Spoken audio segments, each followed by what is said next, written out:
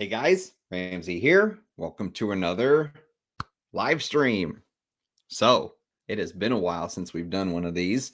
It seems like now I'm like a once a month live streamer all of a sudden, but I have been procrastinating on this video for a long time. First of all, somebody tell me how the sound is. Tell me if you guys can hear me okay. Since I don't do these very often, I feel like I have to kind of set everything up again, especially. And I'm always worried I'm not going to do it right.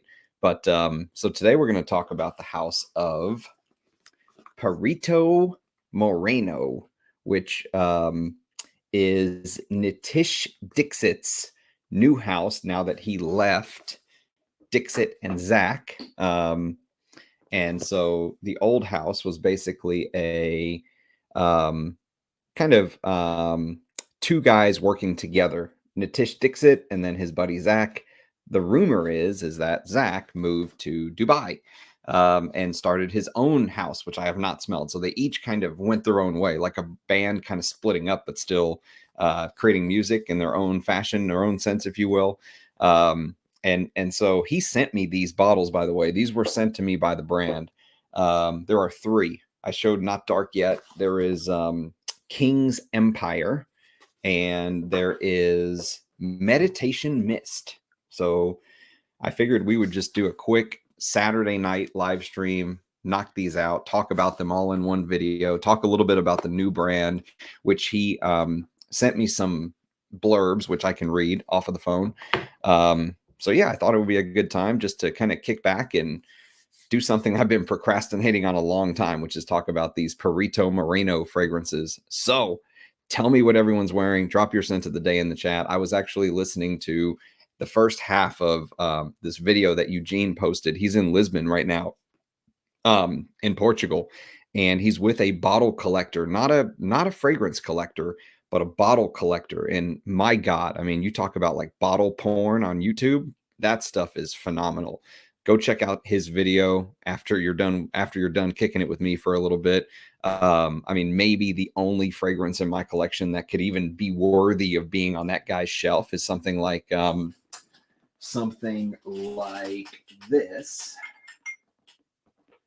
Bouquet de Fauns. You know, this and maybe like my bottle of Derby could compete on that guy's shelf.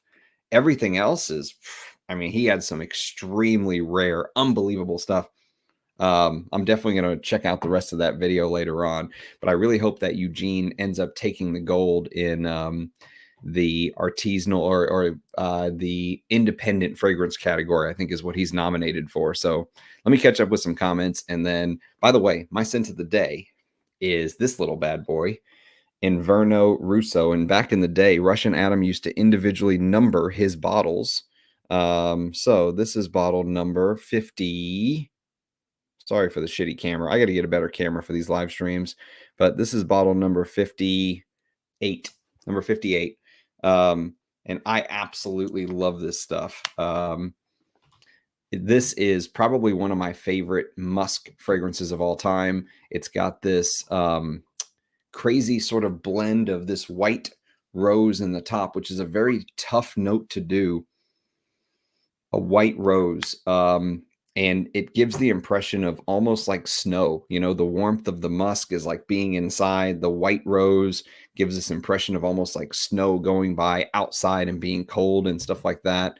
And the musk in there is real deer musk. So it's tinctured from both the grains inside and the outer skin. And the reason that Russian Adam said he has not done another fragrance Inverno Russo, like a part 2, is because there were some very hard to do, like rare individual tinctures that went into Inverno Russo.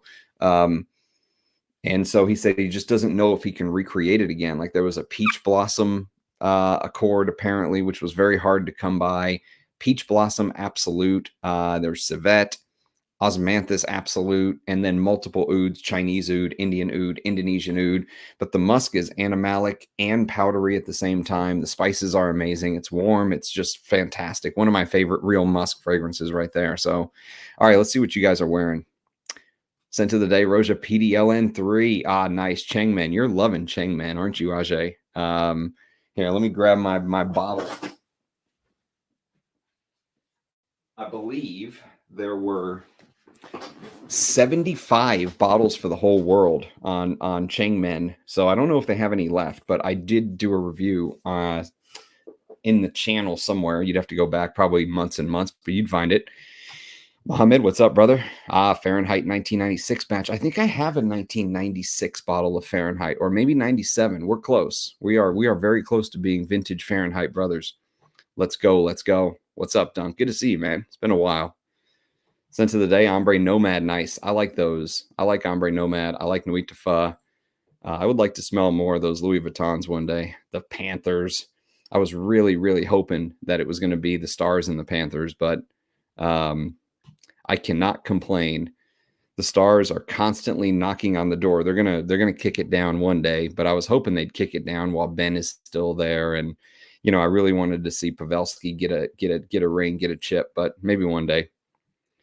Oud Infini with Indian Oud on one hand, Quirtus on the other hand, and Figment Man is my main fragrance.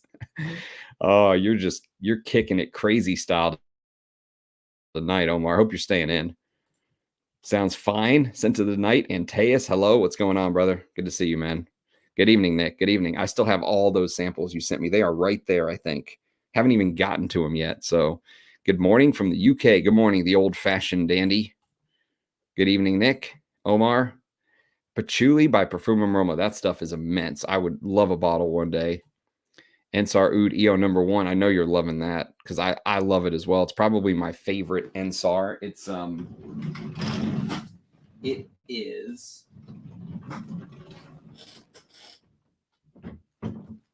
is the original leather kind of Ensar that I ended up falling in love with. It's interesting because your bottle doesn't have this bottom piece on the leather. By the way, the guy that made these, Habib Dingle, there's an entire sort of YouTube video on him who he made the coverings for Pope Jean Paul II's Bible, if I'm not mistaken. And God, the leather just smells phenomenal. It's full grain leather. It's one piece. He puts it together, and the bottle always fits perfectly and snugly.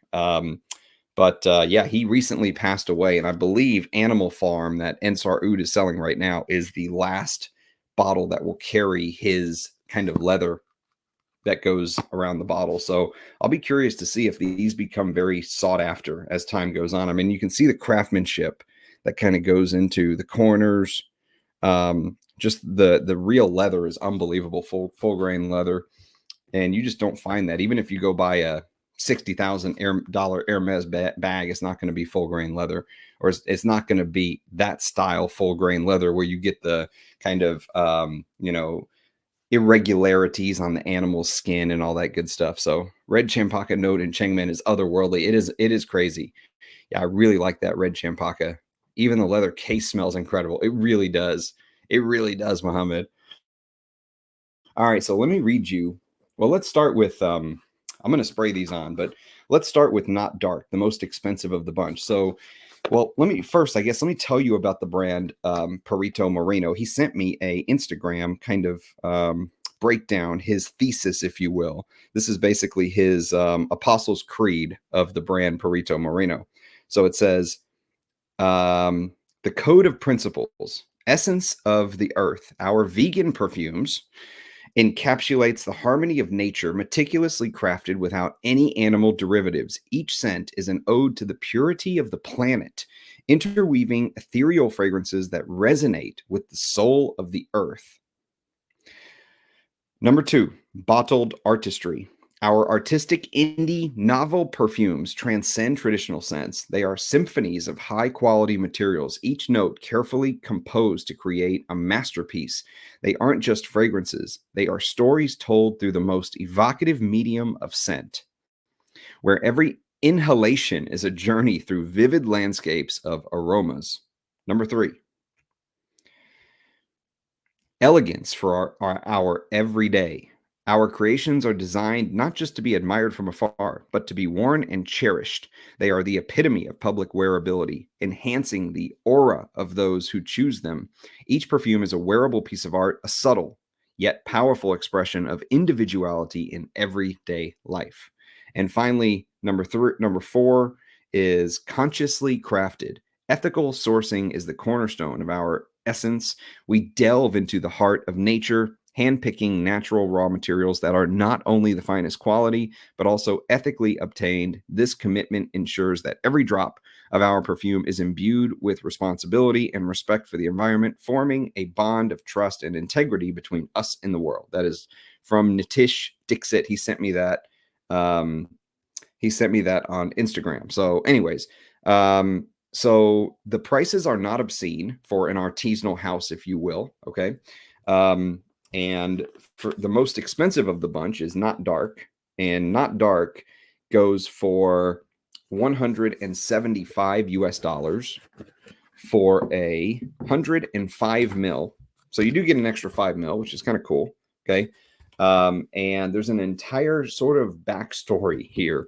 I don't know if I want to read all of this, but I will tell you that there is a very interesting connection with Not Dark. Let me spray it on while we're just kicking the shit here. So here's kind of the packaging, by the way, for those of you interested in such trivialities. Normally, I don't care about packaging, but I brought these out so I could show you. And one thing you'll notice is that all of his fragrances have a expiration date. I think the same for Dixit and Zach. And he was saying something about the codes or the legal code in India. You have to have an expiration date on it. I don't know. But anyways, let us spray. So this is Not Dark Yet. This is the most expensive of the bunch, 175 bucks. The others are 150. So they're really not crazy priced considering, and you get 105 mils. So they're not terrible. Okay, so instantly this opens up spicy. You can see it's dark, although not dark yet, but you can see the color of the juice. And you know what? This reminds me of, like, take a spicy fragrance, like think about something like this from our friends from the past. Think about something like Kenzo Jungle for Men, but then imagine that you are putting it on rye bread. Like, imagine the dark sort of texture of rye bread. And there's almost this rye bread meets like pumpkin spice like thing. It says star anise, which we'll go into later on. The note listing, according to Parfumo, is black pepper, definitely peppery, cardamom. You get a lot of sort of fresh spices hitting you early on, but it almost smells like the spices have been baked into bread, baked into like rye bread. Okay. There's cinnamon leaf, there's fennel seed, there's ginger, there's Indian frankincense. Frankincense is in a couple of these. There's pink pepper. There's a caramel note, which I don't really get. Not in the traditional sense. I mean, maybe if you took my bread analogy and made it like a Starbucks analogy and put the caramel in there, it might make some sense, but I don't really get a caramel note. Cinnamon, clove leaf, nutmeg, star anise, cedarwood, dark chocolate. So this is a semi-strange gourmand. Fossilized amber, musk, tobacco, tobacco flower, and tonka bean absolute. Okay. This one, I think most of these came out this year. Maybe one came out last year, if I remember correctly. But this is very interestingly based on a Bob Dylan song by the exact same name called Not Dark Yet. And there's an entire kind of breakdown. It says that it is a tribute to the acclaimed Bob Dylan, with its every element touching notes of an aromatized ballade. The opening top notes are a triad with the root formed by cardamom, a honeyed and intense spice, paralleling Bob's dynamic musical universe, Ingress. Now, I have to say, I don't know anything about Bob Dylan's music, and I definitely don't know anything about his musical universe, Ingress.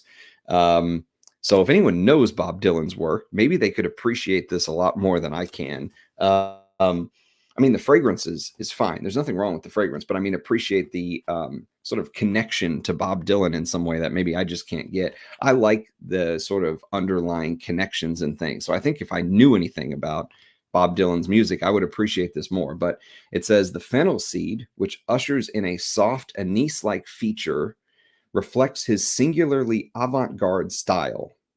Ginger, with its probing evasiveness, triggers a change akin to Bob's rapid disruptive reverberations in music and culture. The note is augmented with cinnamon leaf, Indian olibanum, black pepper, and pink pepper, creating a spicy symphony with each of the additions bringing in the intricacy and lavishness of Bob's musical phases.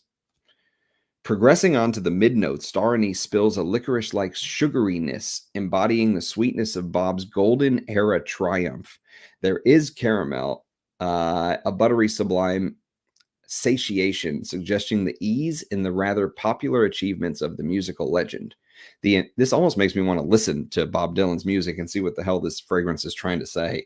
But the introduction of the woody, earthy essence of cinnamon bark harks us back to Bob's origins in the folk music genre. Cinnamon bark harkens back to folk music genre. Okay.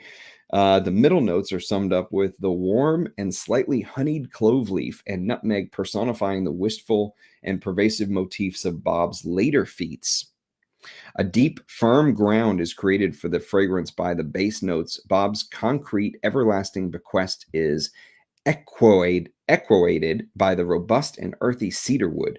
His earnestly rich voice has its match in the complex, focalized amber note that adds a resinous, warm, and slightly exotic fragrance. Musk gives that sensual flair, like Bob's emotive voicing does, while Tonka Bean Absolute renders a touch of vanilla sweetness mixed with acerbity, like his sweet sadness. This almost feels like AI wrote this. I'm not going to lie.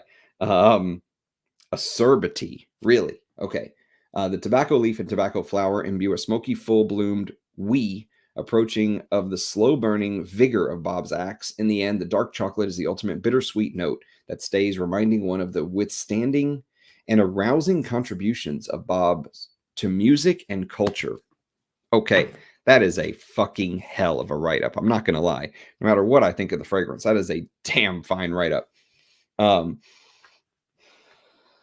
I have to say, if you're a fan of like spicy fragrances that smell almost like realistic, like photorealistic, like you could hold the spice in your hand and turn it around, like in some video games, how if you get a weapon, you can like turn them around in 3D and view it from all angles. There's this 3D feeling to the spice in here. But the strange part about this fragrance to me, I'm not going to lie, is the rye bread accord, or the gourmand chocolatey sort of bread. There's something foodie to this. If you're a gourmand fan, this may be one to check out because it isn't sweet. It isn't like, even though there is a caramel note in here, I would never have picked it up had I not read it, is the thing. But I would get the chocolate and the bread combination. And when you mix it with this spiciness, it definitely reminds me of autumnal time. You open up have a pumpkin spice latte or something, which I almost never get, but I know people love those damn things. And some dark bread, and when you open it up, the steam, and maybe there's like some different types of seeds in the bread. And you open it up and you get this like, spicy, warm steam coming out of the bread. There's definitely some of that in Not Dark Yet. And it's interesting, the words to Not Dark Yet, I looked them up because I did not know the song. I'm not going to pretend I did, but it's things like shadows are falling, it's too hot to sleep, my soul is turned into steel.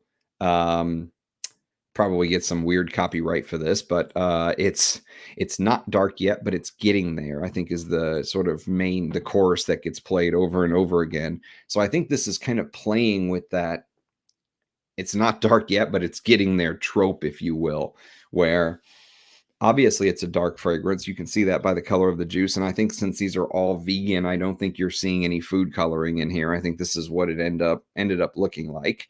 But it's not it doesn't wear like a super heavy fragrance. There are bits and pieces of darker fragrances in here, especially the amber later on, the tobacco later on. But the spiciness adds this sort of airiness to it. Like you're looking through a window and you can see through just fine to the other side. So it's good. I mean, one thing about this brand that you will notice, and I still haven't figured out the name because apparently Perito Moreno is a glacier in Argentina.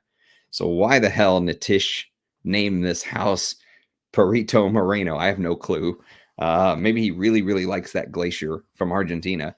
But that the one thing you'll notice with the house, and it comes up over and over again, is that a lot of these fragrances wear like high-end designers. Okay, so if you know the Chanel Les Exclusifs, the Dior Privés, that's kind of how they wear. They don't wear like a fragrance from Russian Atom, for example, right? Like my scent of the day is a perfect example of what Perito Moreno is not. They are not Russian Atom. They are not Ensar Oud. They're probably a good like stepping stone for somebody who is going from designers to the artisanal house. Maybe they want something that is nowhere near as challenging as the Ensars or the Oris Ladores, right? And not as expensive as the other thing either. And I think that's where this brand kind of sits. The focus, if you noticed when I read kind of the opening blurb on the house, the focus is on wearability. And so these are very wearable. Keep that in mind. Everything, like when I call it dark, you can wear any of these, I would say probably anytime. To work, anywhere. There's nowhere I wouldn't wear any of these three. They are very, very likable by the public, I would guess. So you need to try Animal Farm Rams. Can't believe Ensar went this animalic. I need to. You're 100% right, especially since Royal Barn is, after I made that decant, I smelled it again. It's been a couple weeks since I've smelled this, and also Quirtus. And man, Royal Barn is amazing. It is, it's spasmodically good. I loved it again when I smelled it. And so it is interesting that both Russian Atom and Ensar sort of went down this. One went with Royal Barn, the other went Animal Farm. I think Ensar's Animal Farm is hearkening back to 1984. He made a fragrance 1984. He's done a lot of this sort of Big Brother, thinking about the situation we find ourselves in as governments become more and more authoritarian, and more people kind of wake up to that fact. Ensar seems to be using his fragrances to spread that message, which I like. I really do. But I can't almost feel like Ensar and Oris were kind of taking shots at each other. Royal Barn versus Animal Farm kind of thing. Or maybe it was just pure happenstance that they both came out along similar time frames. But yes, I definitely need to smell Animal Farm, and I need to review Royal Barn and Quirtus and the others from the collection. They all deserve individual reviews. And I need to go back and review the History of Indian Attar collection individually. I never did that. I only did the live stream. So yes, those kind of got left behind. My EO1 Sultani has the leather on the bottom as well. Okay, yeah. So Ajay's did not, and I think it had something to do, if I remember, it was the difference between maybe the extrait versus the eau de parfum. So I think this is the eau de parfum concentration, and I think Ajay's is maybe the extrait. If I'm guessing correctly, I'm not 100% sure, but yeah, that's my guess. So, but anyways, that is not dark yet. It's very, very spicy. If you can imagine that licoricey smelling anise coming through with this weird pumpkin spice thing happening, and then the weird rye bread like feel, the dark feeling of rye bread. I have to say, I mean, I don't think I've ever smelled a fragrance that's made me go rye bread and chocolate. So as far as originality goes, Nitish gets some marks here. I don't know if I would necessarily spring my wallet out and buy this for $175, but it's original. It's not sweet for a take that goes slightly gourmand with the chocolate. It's not super sweet. So, I'm kind of like, it's kind of one of those, not everything's a pure love or a pure hate. And I was talking with my brother, Jonathan, the other day, Jonathan, 1970. And he brought up a great point. He said something that stuck with me. He said, I've been trying to stop going, this smells like this, and this is a take on this, and just kind of sit back and enjoy the perfume for what it is. And that is very true. I mean, I feel like so many people get caught up on what came out first. What was this? Smells exactly like this, or what's it close to? What do you think it smells like? No, I think it smells like this. And then you're bickering amongst someone else over something stupid. One person thinks it smells like X, one person thinks it smells like Y, and you're spending all this time arguing over something that is just, two people's opinions. So I have been trying to take that advice to heart and just kind of enjoy what I smell. But there are some comparisons that must be made, like this next one we're going to talk about. It's almost impossible. The first thing I thought about when I smelled this was a Dior Privé, which, like I said, these remind me of kind of a high-end designer lines fragrances. They don't, like, if you would have put these under my nose and said, these are the Givenchy high-end line you've never smelled or something, I would say, okay, I totally could have bought it. Like, they don't smell like the other artisanal house fragrances that I've smelled so far. Bornikov coming with an oud collection. Yes, I heard about that. That was announced maybe 3 days ago or so. I'm going to hope it's Dimitri's coming back to form as well. He deserves it. He deserves a coming out party.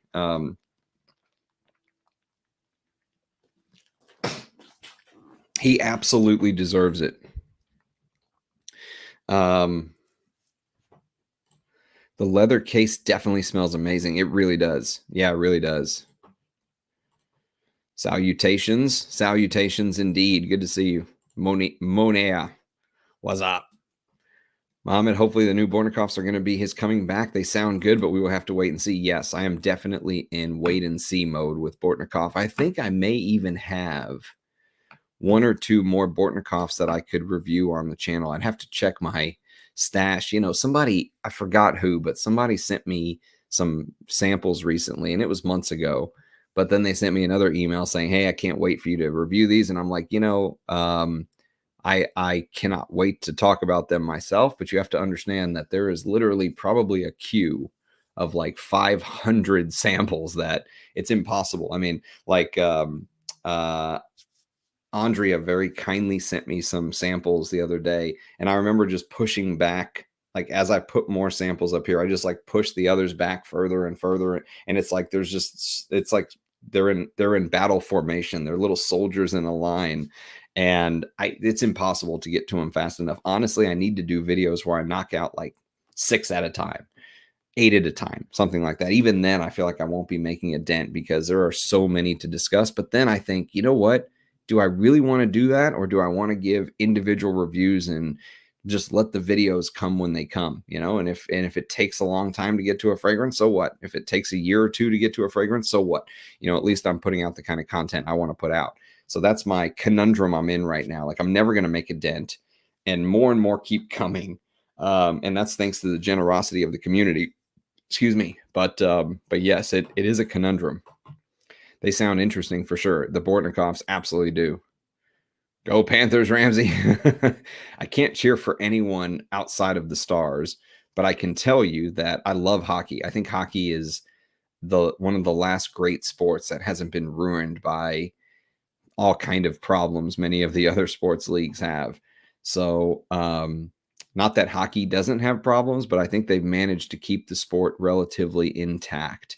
And I'm a big hockey fan, and I can watch hockey, any team that's playing, I can watch. And hockey live, for me, maybe the best live sporting experience. Like, I love hockey. And you think about those guys who are out there on freaking ice skates doing what they're doing. And most of them are huge, and, they're going 1,000,000 miles an hour, running into each other, taking pucks in the face, and all the crazy stuff they do. I was at a game like a decade ago where one of the Dallas Stars players got slashed. I forgot his name. He was a defender for the Stars, and a skate like slashed his arm. And I mean, like, slashed it like deep, like instant blood started to come out. It was brutal. It was absolutely brutal. And he, ever since that, I think he wore a mesh, like a steel mesh underneath his jersey, so a skate couldn't cut him again. So yeah, I'm a big hockey fan for sure. It definitely feels like AI wrote that. Maybe he found inspiration to do frags from that place in Argentina. Maybe he was chilling on a glacier, smoking a doobie and listening to Bob Dylan, and thought, damn it, I need to do some Perito Moreno fragrances. Royal Barn and Animal Farm, War and Peace and Crime and Punishment. Exactly. Yeah, you're spot on. Spot on, Mohammed. Freedom is enslavement, right? No offense to Adam and Royal Barn, but I think Adam may have aimed for what Ensar achieved with Animal Farm. Really? That is quite the statement, Ajay. I mean, there's so many Ensars I'd love to get my nose on. Yes, we have to try Animal Farm. If money was no issue, I'd just blind buy the damn thing. How do you compare Animal Farm to Royal Barn? Haven't smelled Animal Farm. Animal Farm, you can tell it's distinctive oud and leather, but in Animal Farm, you smell the cow shit. Hockey player of a certain persuasion killed another player. I saw that. And it was dropped very quickly by the media. Is that the one? No, I don't think they dropped it. I think that guy ended up getting charged for manslaughter. If I'm thinking of the one you're thinking of, Jesus. It was in Europe, right? Where the guy did the hockey, like round kick and slit the guy's throat and he died later. I think they ended up charging him. I think the authorities waited a couple months, but I think he did get charged for manslaughter. Animal Farm smells uncleaned and cowshed. Wow, interesting. Does that cowshed note come from the oud, or does it smell like it's like a separate accord that Ensar built? Apolitical for the most part. Yes. Yeah, they have. They have. I have a cowshed in my town. I can take Animal Farm skank. Why is Ace Ventura? Mike, I just imagine Mike V just sitting there for the last 31 minutes going, when is the right time to drop this comment? Bam, absolutely. Spot on. By the way, I love Ace Ventura. If only I had Jim Carrey's money. Did Ensar go that animalic? Surprisingly, yes. A lot of the Ensars are not, is the thing. So it is kind of surprising. EO number 2. Good night, Ram. Hey, Paolo, what's going on? Yes, EO number 2 is also on the never-ending wish list. I think it's 50% Vietnam oud. Interesting. Very interesting. I think so. We've got Bortnikov's collection coming out, right? And Russian Adam has a fragrance for Arige, like I think it's a one release. It's going to be like a one fragrance release in the next month or two, from my understanding. And that has an oud from a very rare place that I don't think I've ever smelled any oud from ever. So that'll be very interesting. The most animalic from EO that I've smelled and own is Borneo Zen. I don't know if I've smelled that one. I'd have to go back and check. I know I've got some different Ensars, but I don't think Borneo Zen's one of them. Let me see. Borneo Zen. They've got Borneo Zen, Tibet. Borneo Zen is still one that's on the wish list. They also have a Borneo Zen Attar. This is interesting because Parfumo, which I save all of my my information on, says I have a decant of Borneo Zen Attar somewhere, but I don't think I talked about that on the channel. Anyways, let's get back to Perito Moreno. So next one we're going to do is Meditation Mist. This may be my favorite from the collection, Meditation Mist. And Not Yet Dark is good. I will say that. I like it. I like the spiciness of it and kind of the way it progresses. And I like how it's not super sweet for a gourmand, if you will. Although I don't know if I'd call it a gourmand. I'd call it a spicy, masculine take on a fragrance that just happens to have a couple gourmand notes. This one, to me, right off the gate, I'll tell you what it smells like before I even read the blurb to you. First thing that popped into my head when I smelled this was Dior's Bois d'Argent. And Bois d'Argent, I think, is just absolutely brilliant. One of Annick Minardo's best. If you know kind of the history behind Dior, Bois d'Argent, and then what came a year after with Dior Homme, you can clearly see that the iris combination in Bois d'Argent inspired Heidi Slimane to then do Dior Homme, which became the hit that it became.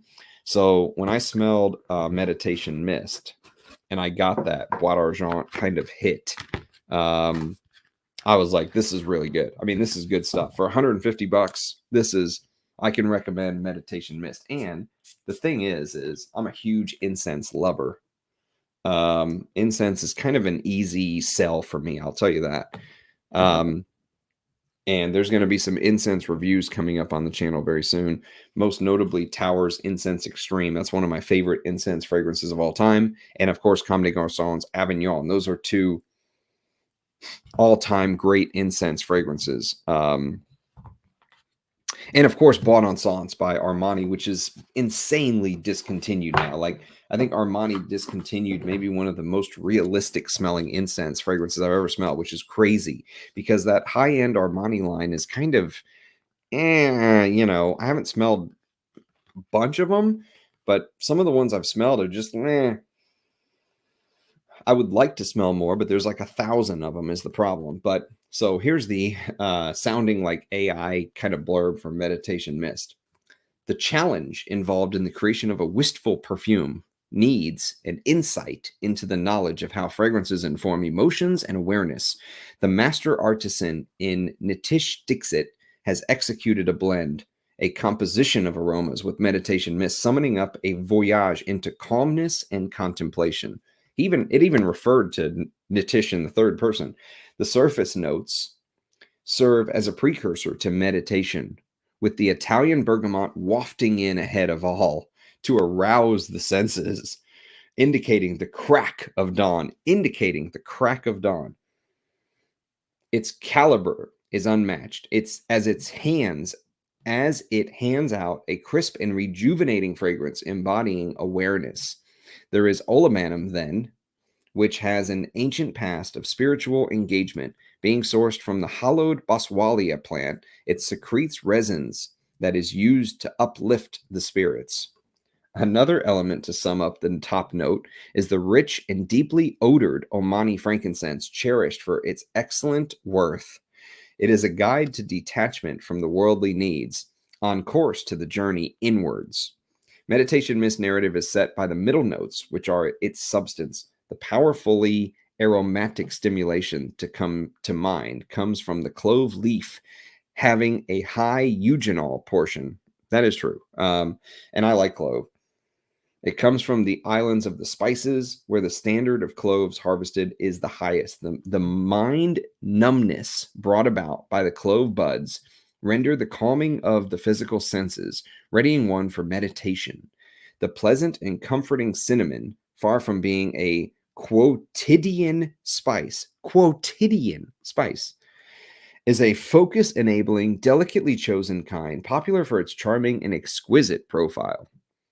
Dixit's craft is on full display with the base notes. Olabanum reappears here, forming a link with the outset to finish, exemplifying the cycle of meditative process.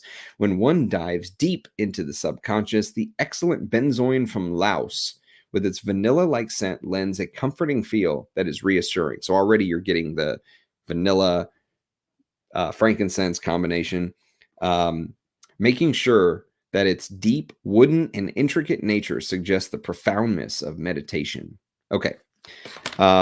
There's more, but I'm going to stop there.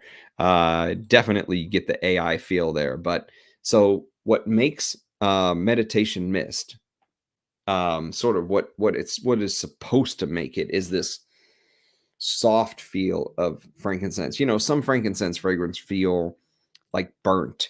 Like they took the frankincense and just charred it, you know, with like a lighter you're going to use, like a torch. You're going to use to light a cigar or something, right?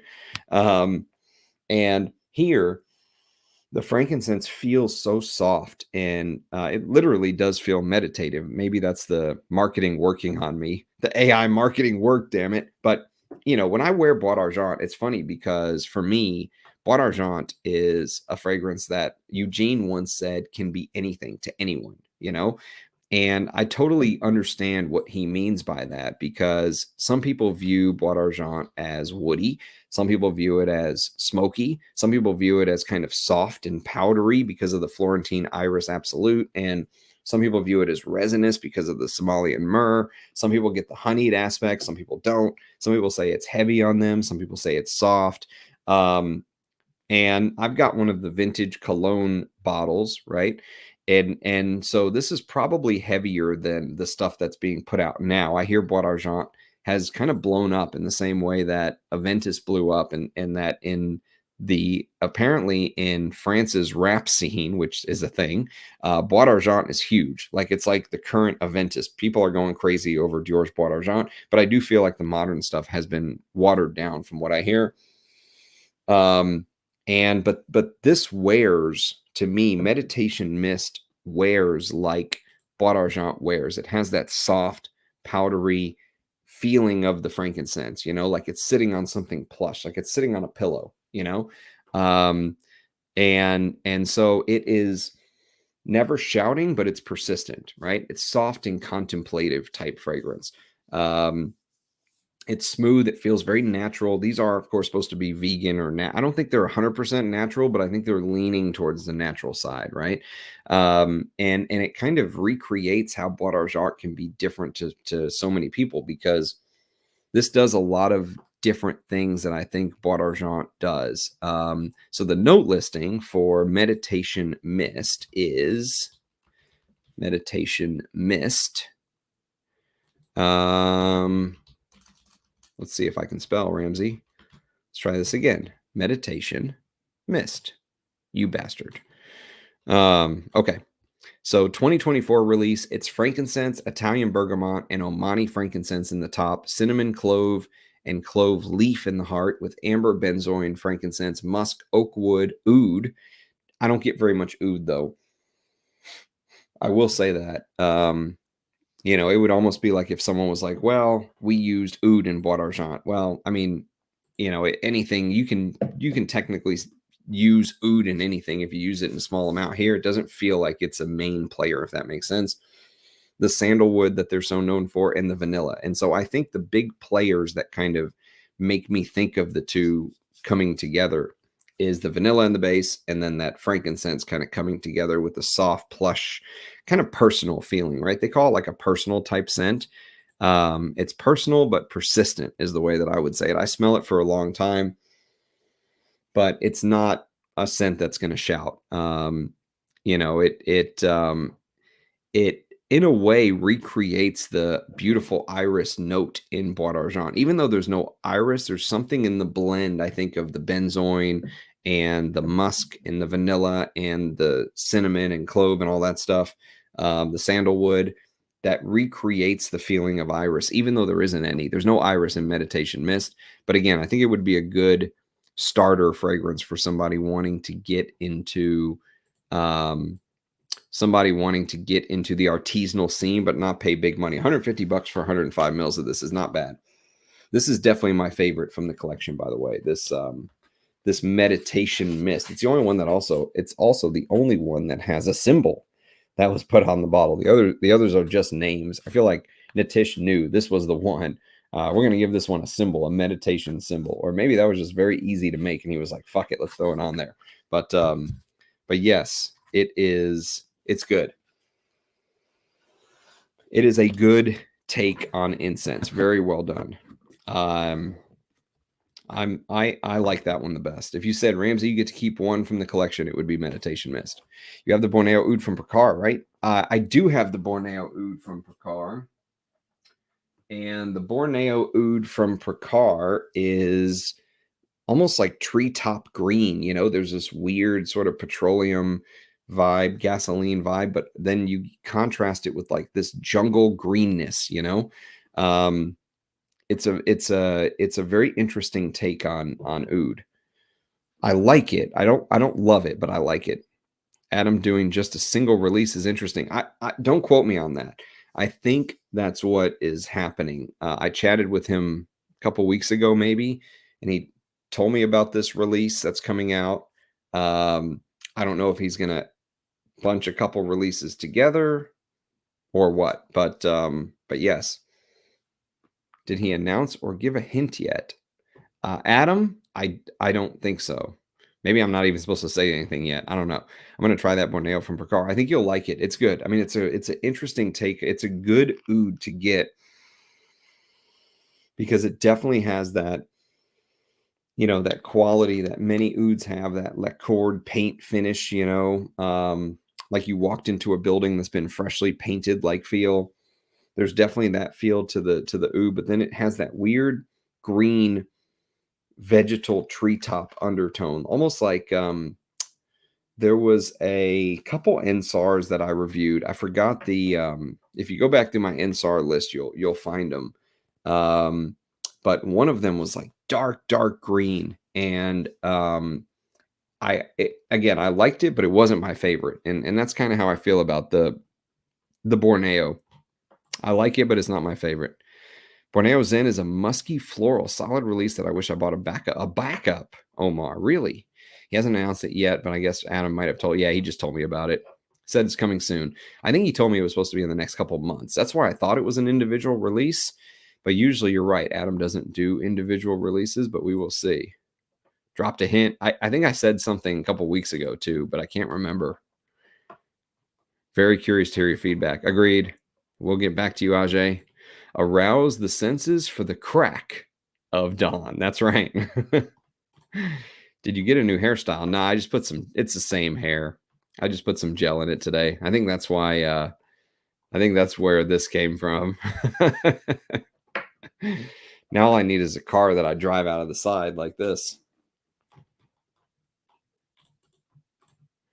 Hopefully it's a single release. Multiple bottle collection is much harder to give a try. I don't hate the single release setup. I really don't. I'd be okay with single release stuff. I like the collection idea, but I also like, I'd be okay with single releases in between the big collections, if that makes sense. Yes, Marok Maharaja. That's it. That is it, Paolo. Thank you. You guys know what I've reviewed more than I do, man. Thank you for that, bro.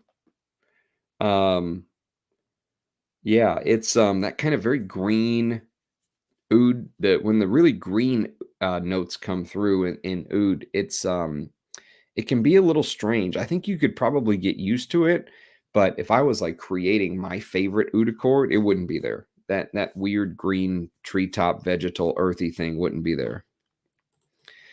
Yeah, no, Mike rarely misses. I mean, all you can do is kind of salute.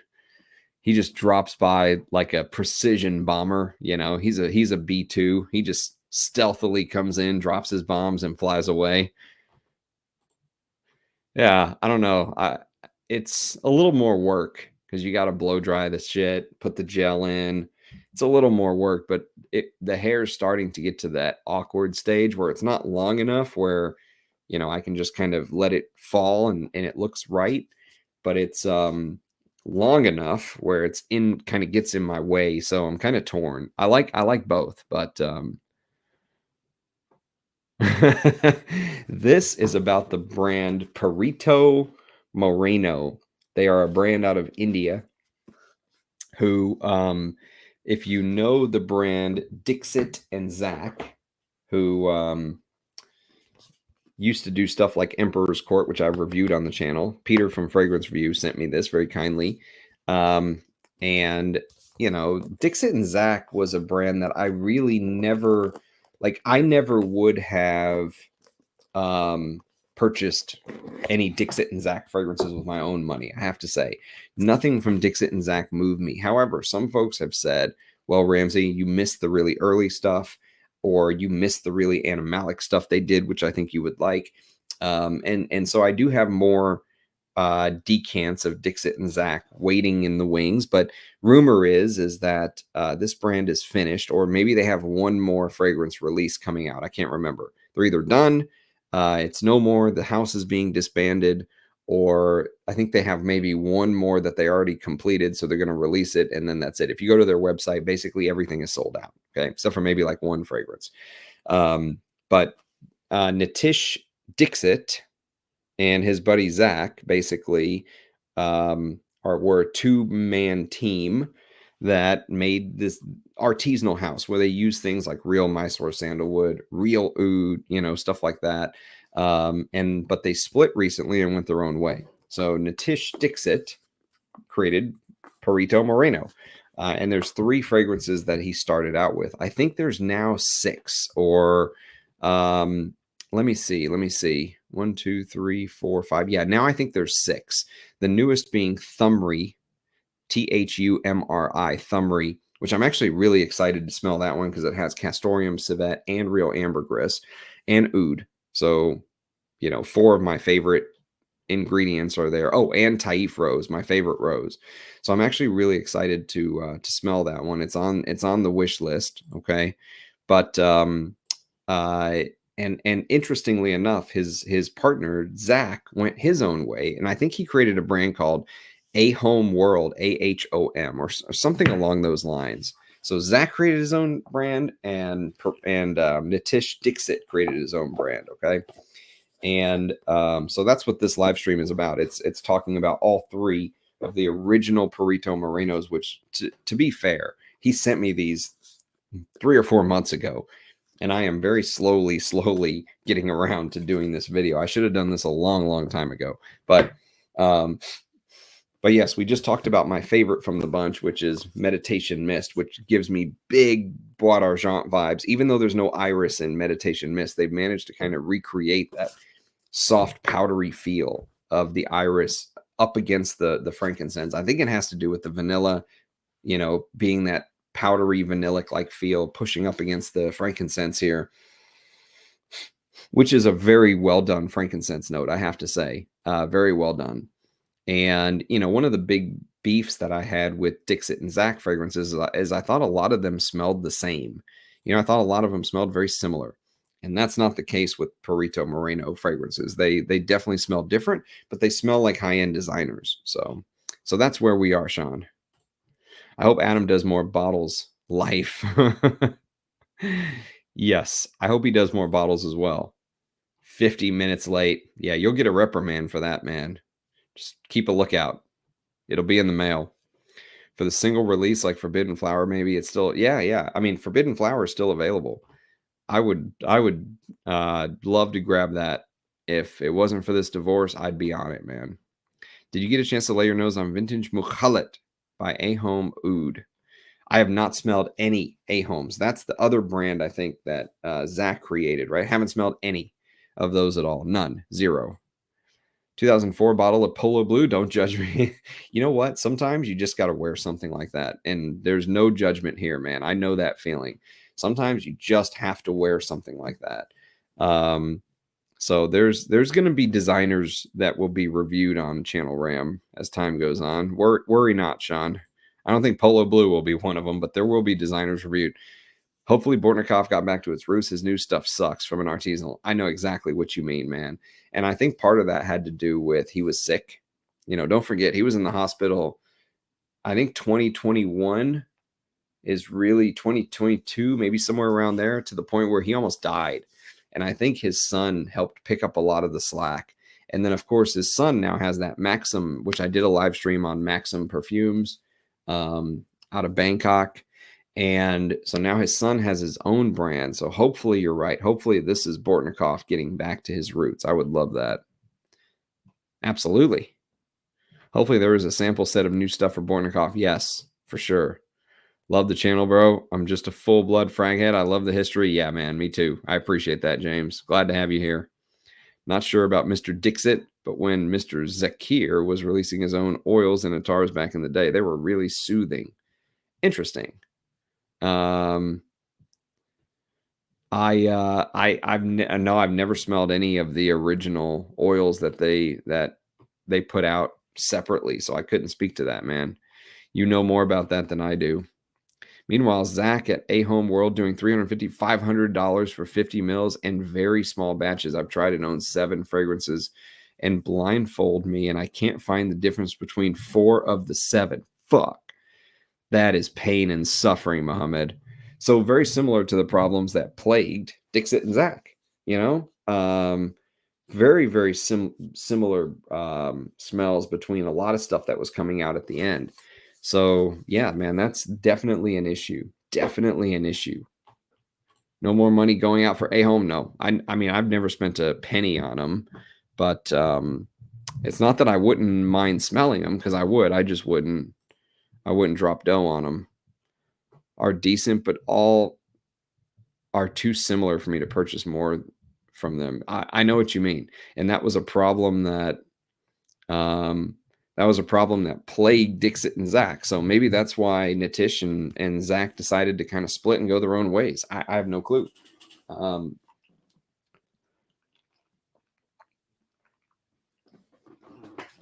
Excuse me whilst I hydrate. I feel like Rich Mitch should have one of these. Rich, do you have a big ass fucking thing like this for water? With how fast you drink water, you should have one of these, man. They are awesome. I was thinking about getting 10 mil trio from A-Home, but I'll skip. Yes. I think that's probably the right move, Ajay. Save up your bread. Continue getting the NSARs. You are like one of the only folks who can make me jealous with those NSARs, man. I bought PM, Not Dark Yet, and Citrus and Yuzu. Yeah, that's one of the newer ones, Citrus and Yuzu. I love Citrus and Yuzu. Still understanding Not Dark Yet. Need a few more wears. Yeah, Not Dark Yet. Do you get that weird like rye bread feel?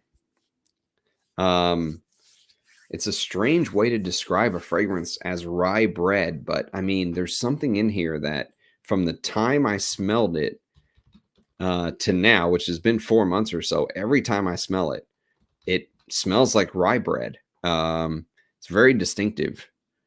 I'm trying to see if rye has like a certain chemical smell. Some say rye bread can smell minty, but I don't really get minty from it. Rye flour, tart and earthy aroma. Yeah, there's just something about this that makes me think Not Dark Yet has that like dark bread. Maybe it doesn't even have to be rye, but if it's like, if you've gone to restaurants and they serve like dark colored bread rolls to you or something, I think there's certain restaurants that focus on the dark bread. That is what Not Dark Yet reminds me of, with spices on top. Good spices. I like it. And it's a weird kind of, the chocolate comes later on into the dry down. Like I'm getting a little bit of it, but I feel like I get more of it as it dries down. From memory.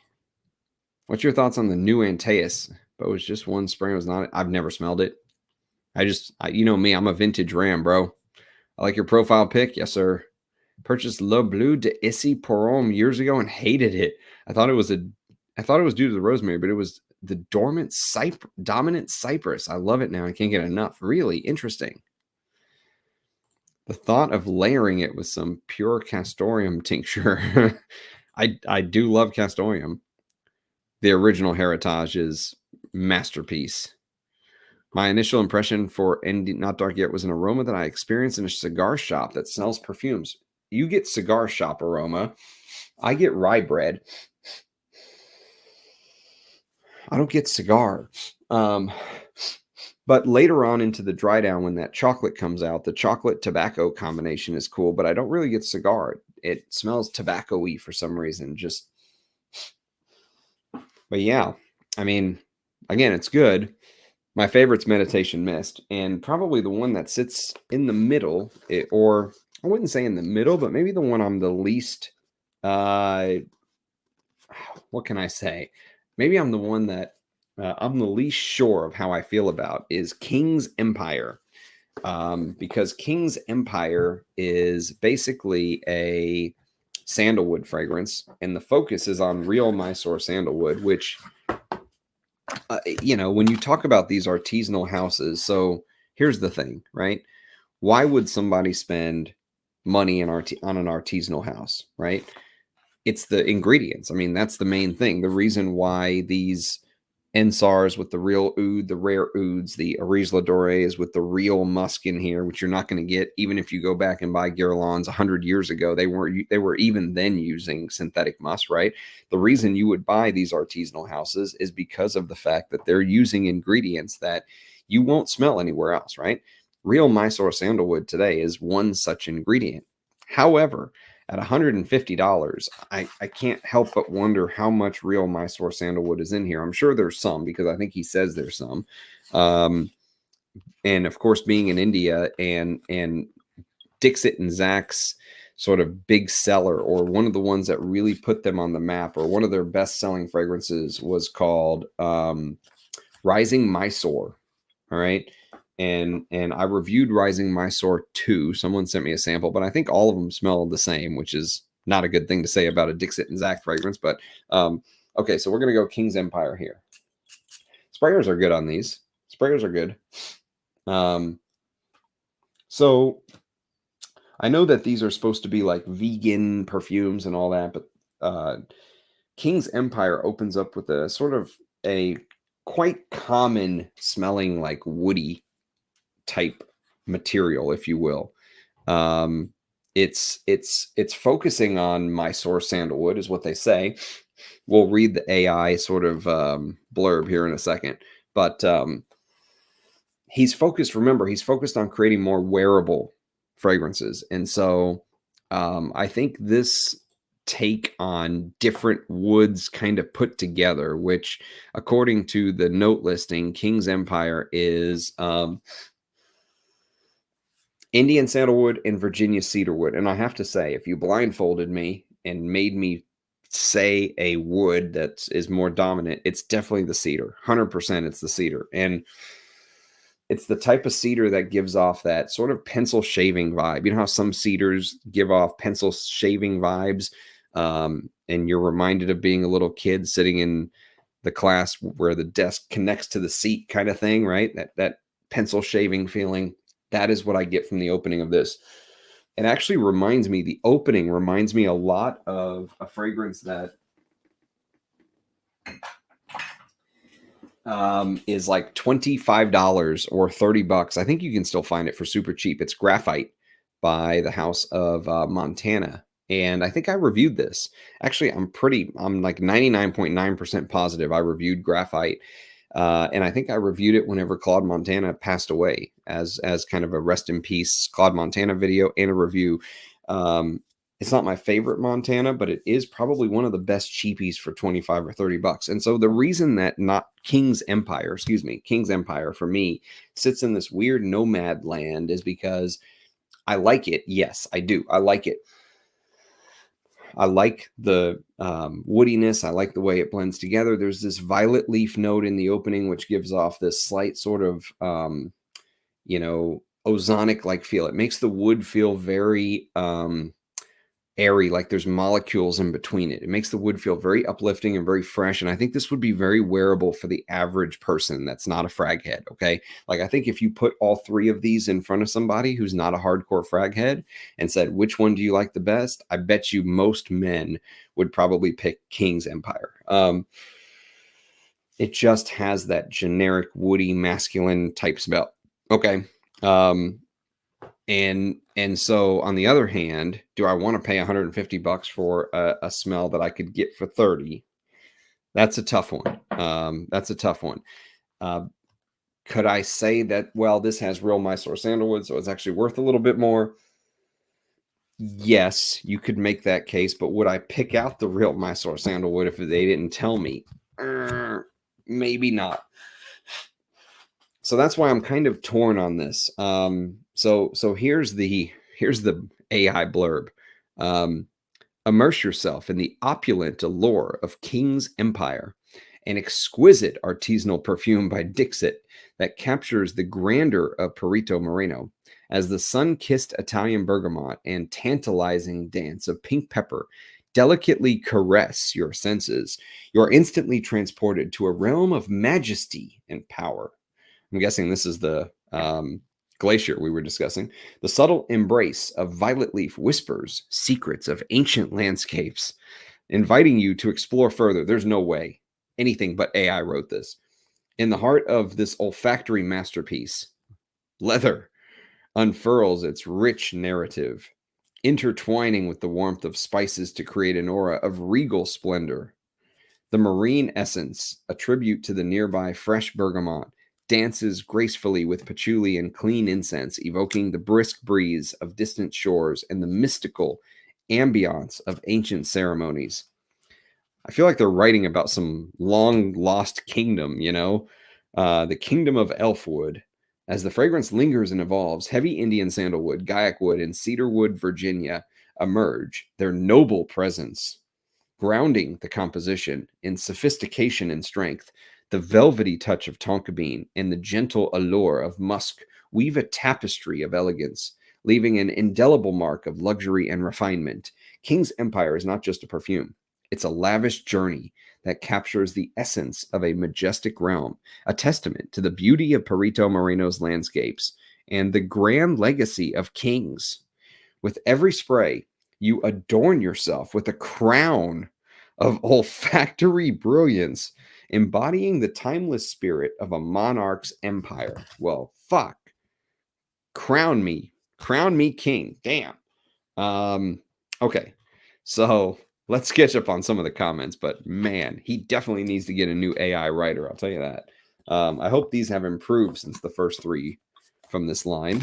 Hope these have improved. Hope the write-ups have improved. But yes, 105 mils of King's Empire is $150. I have a Cosmere Ralph Lauren Splash bottle that I can't find out anything about on the internet. It has yellow juice and says Polo Low Fresh Sportative. I've never heard of that. Never. He's got a bottle of L'Occitane Lavon 300 ml that looks like your water bottle. Yes, I saw that. And I saw he was spraying himself about every 10 minutes with it too, is the best part. Let's just do another fresh spray here. Did you see the new Montal Harrods exclusive? Claim they use Mysorean sandalwood. Oh, the old Mysoreans, eh? It's like a long lost, group of people from thousands of years ago. The Mysoreans used to live here. New Antea smells nice, not so strong, but then again, never smelled the vintage. You must. Monaire, is it a very large bottle? Nah, it's only 80 mil. Fits right into the palm of your hand. Plastic bottle too. There was in English this Polo Sport Splash from the 70s, basically Polo Green, but lighter. Yeah, I think I heard something about that. The retailer is just 15 minutes away from where I stay. I got to try the entire catalog. Thumri is definitely on my list. Thumri is on my list too, to be honest with you. And, since I can't buy anything, I used to be the guy that's like, trust me, because I spend all my money on the fragrances. And now I have to be the guy that's like, well, the brand sent it to me, but I'm still telling you the truth because it's my thoughts. And I wouldn't put my reputation on the line over a stupid $150, which, you could spend more than that on dinner nowadays and not even bat an eye. But yes, I mean, my thoughts on King's Empire is that it is the most mass appealing, let's say, of the bunch. And if you've been into leather lately and you have not yet gotten Bellamy and Bellamy Vetiver, go do yourself a favor. Don't buy anything else until you buy those 2. And also, staying with Hermes, go get yourself a bottle of Eau de Hermes from 1951 by Edmund Rudnitska. Those are 3 of the best leather fragrances on the planet, in my opinion. That sounds like it could be it. Oh, and if you want to splurge, do what Ajay did. Find yourself a vintage bottle of Ensar Oud EO #1. The leather in this is absolutely phenomenal. And you can even just smell this full grain leather. And it's like, fuck. I mean, this is what real leather should smell like. Shout out to the great Habib Dingle. Yeah, that sounds like it could be it. Smells like I got it for $52 on eBay. Not bad. The juice was very yellow, clear bottle. It's a hazy bottle with very yellowish juice. If it's in good shape with scent, that's pretty awesome. Yeah, it is. Gotta love a good unfurling. Unfurling, my king. Nice. I think you can see the exact bottle I brought in Google Images. Search Polo Low Fresh Sportative. Does it say Warner on the bottom? Only image of it I can find was the image seller took. Okay. Olfactory Ram. Crown me, bitches. I don't have it on me right now, but I'll check later. I remember it said Toronto on the bottom. Anuj might know. Where is Anuj when we need him? You might have addressed this before, but do you have an elusive Holy Grail discontinued vintage that's at the top of your list to get your hands on? Yes, I do. It is Guerlain's Cuir de Russie, or Guerlain's Metallica, but I've been lucky enough to source a couple decants of Metallica. I've yet to smell Cuir de Russie by Guerlain. But from what Rich Mitch has told me, he claims he likes it better than Chanel's Cuir de Russie, which is like, Chanel's Cuir de Russie is one of my favorite fragrances ever of all time. And this is the Eau de Cologne, but I've shown the Eau de Toilette on the channel multiple times. And so, yes, Guerlain's Cuir de Russie, I think, would be just my instant go-to. Or maybe a bottle of Jedi by Guerlain, something like that. Something along those lines would be at the top of my unicorn wish list to add to the collection. But, I mean, fuck. I mean, if you go to Parfumo and just look up Ramsey in Texas and go to my wish list, there's like 3,000 fragrances. I put everything I don't own on the damn wish list. But at the top of my unicorn wish list, yeah, it would be something like that. You know, I also would not mind a vintage Eau de Toilette bottle of Chanel Sycamore, which I've been waiting for, I mean, I've been waiting for a bottle of Sycamore Eau de Toilette for like a decade, and it just never came to fruition. I should have bought it years and years ago when I could. Now all you can get is the Eau de Parfum, which I hear is still good, but the vintage Ram in me wants the Eau de Toilette. I need to solve the mystery why my EO1 had a cutout on the bottom. I think it's because you had the Pure Parfum, and I have the Eau de Parfum, is what I think. That's my closest guess, Ajay, that when Ensar did the parfums, the bottom got cut out to differentiate the difference between the Pure Parfum, the Extrait, and the Eau de Parfum. Narciso Rodriguez, for him, that's a great designer. Sadly discontinued. This might be my new signature. I don't get the concrete, but I love the petrichor vibe. Yeah, I mean, the petrichor and concrete kind of go hand in hand for me anyways. And that's a fantastic rainy day fragrance, by the way. Good one, operator. Ram, just ignore me. I can't shut the fuck up since I'm all good, man. I like the leather in Francesca Bianchi's The Lover's Tale. Yes, I actually really like The Lover's Tale. And if I could swap my bottle of Etruscan water for The Lover's Tale, or, you know, I also really like Sticky Fingers, although I think The Lover's Tale is probably more her style. Sticky Fingers is like an homage to something like, Givenchy Gentleman. You know, it was like a Givenchy Gentleman with that heavy honey patchouli meets Francesca Bianchi's never-ending Orris butter in the base style. I think it's called Bezier de Russie. Yeah, something like that. Let me look it up. Guerlain Bezier. Oh, nothing came up there. Guerlain Cuir de Russie. Yeah, it's just listed as Cuir de Russie in Parfumo. It says 1935. Aromatic notes, citrus notes, floral notes, leather, gardenia, jasmine, leather, lilac, patchouli, rose, sandalwood. Spicy notes, sorry, no sandalwood, rosewood, vetiver, ylang, iris, leather, moss, and musk. Jacques Guerlain. Originally, Cuir de Russie was created by Aimé Guerlain and reformulated by Jacques Guerlain in 1935. Based on the records and archives of Guerlain, the beginnings of Cuir de Russie date back to 1872. Since February of 2014, the historic flacon of Cuir de Russie is exhibited in the Hall of Mirrors of Maison Guerlain. Fuck. I would love a bottle of this stuff, man. As a leather lover, that is like at the top of my just unicorn. I don't even need to smell it. Just give me a damn bottle wish list. Maybe I'll upload a review of it. Scent of the day is a Rouge Ladori Gulab Attar, Taif Rose, and Sandalwood Oil. I love Gulab in my hair. The scent lasts a lot longer in my hair than on my skin. Interesting, David. That is an interesting little factoid. Cuir de Russie Ariege is insane. Yes. I mean, that would be another. I would love a bottle of Cuir de Russie, but I like to spray my skin. So the whole not spraying the skin thing is a little bit of a bummer for me.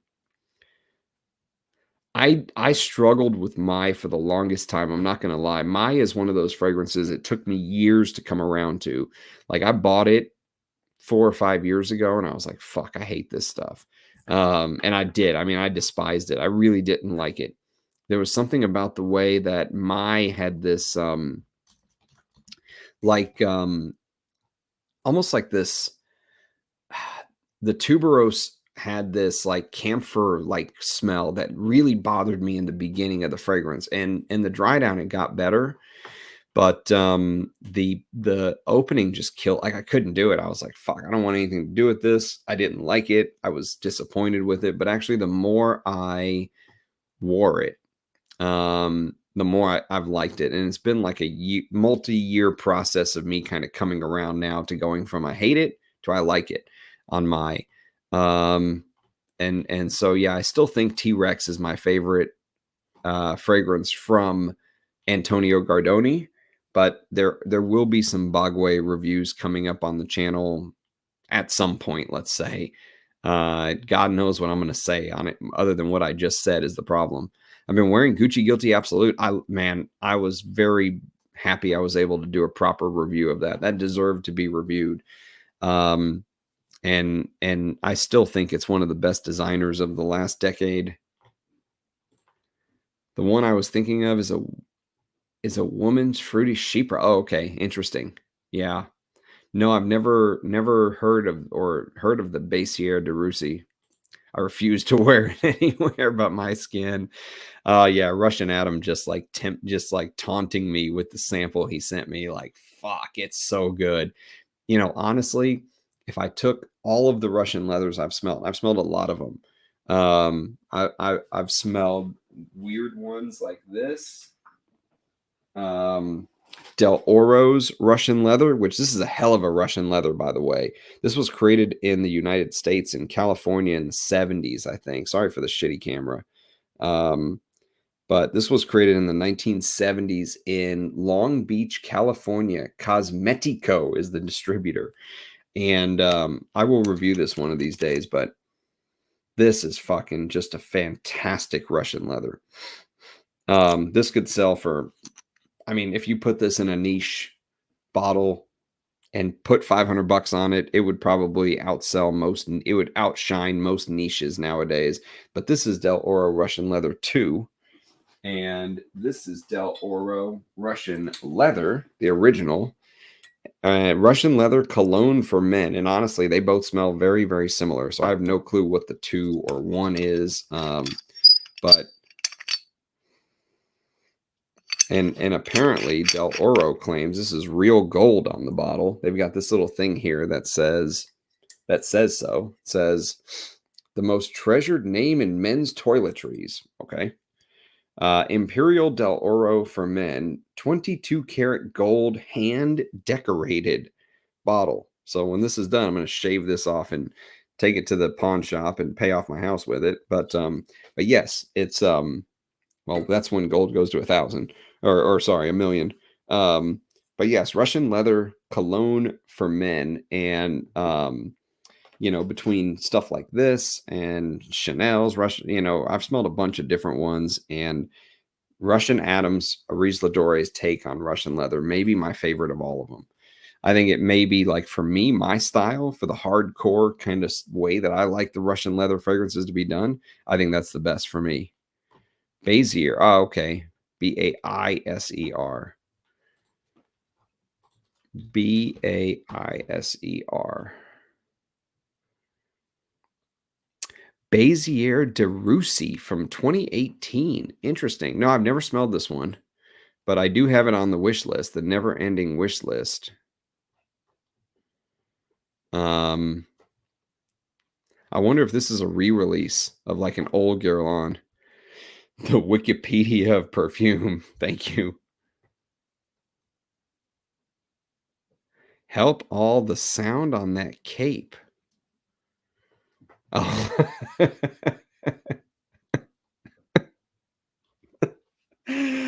Oh man. The sound. It's a little bright, eh? I'm glad you appreciate the heartbreak. Actually, I can take a little joust here and there, but if I stood up and you saw the shorts that go with these, it would never be over. So I'm trying not to stand up. It's an entire outfit, bro. This is, again, I've said this before. It's a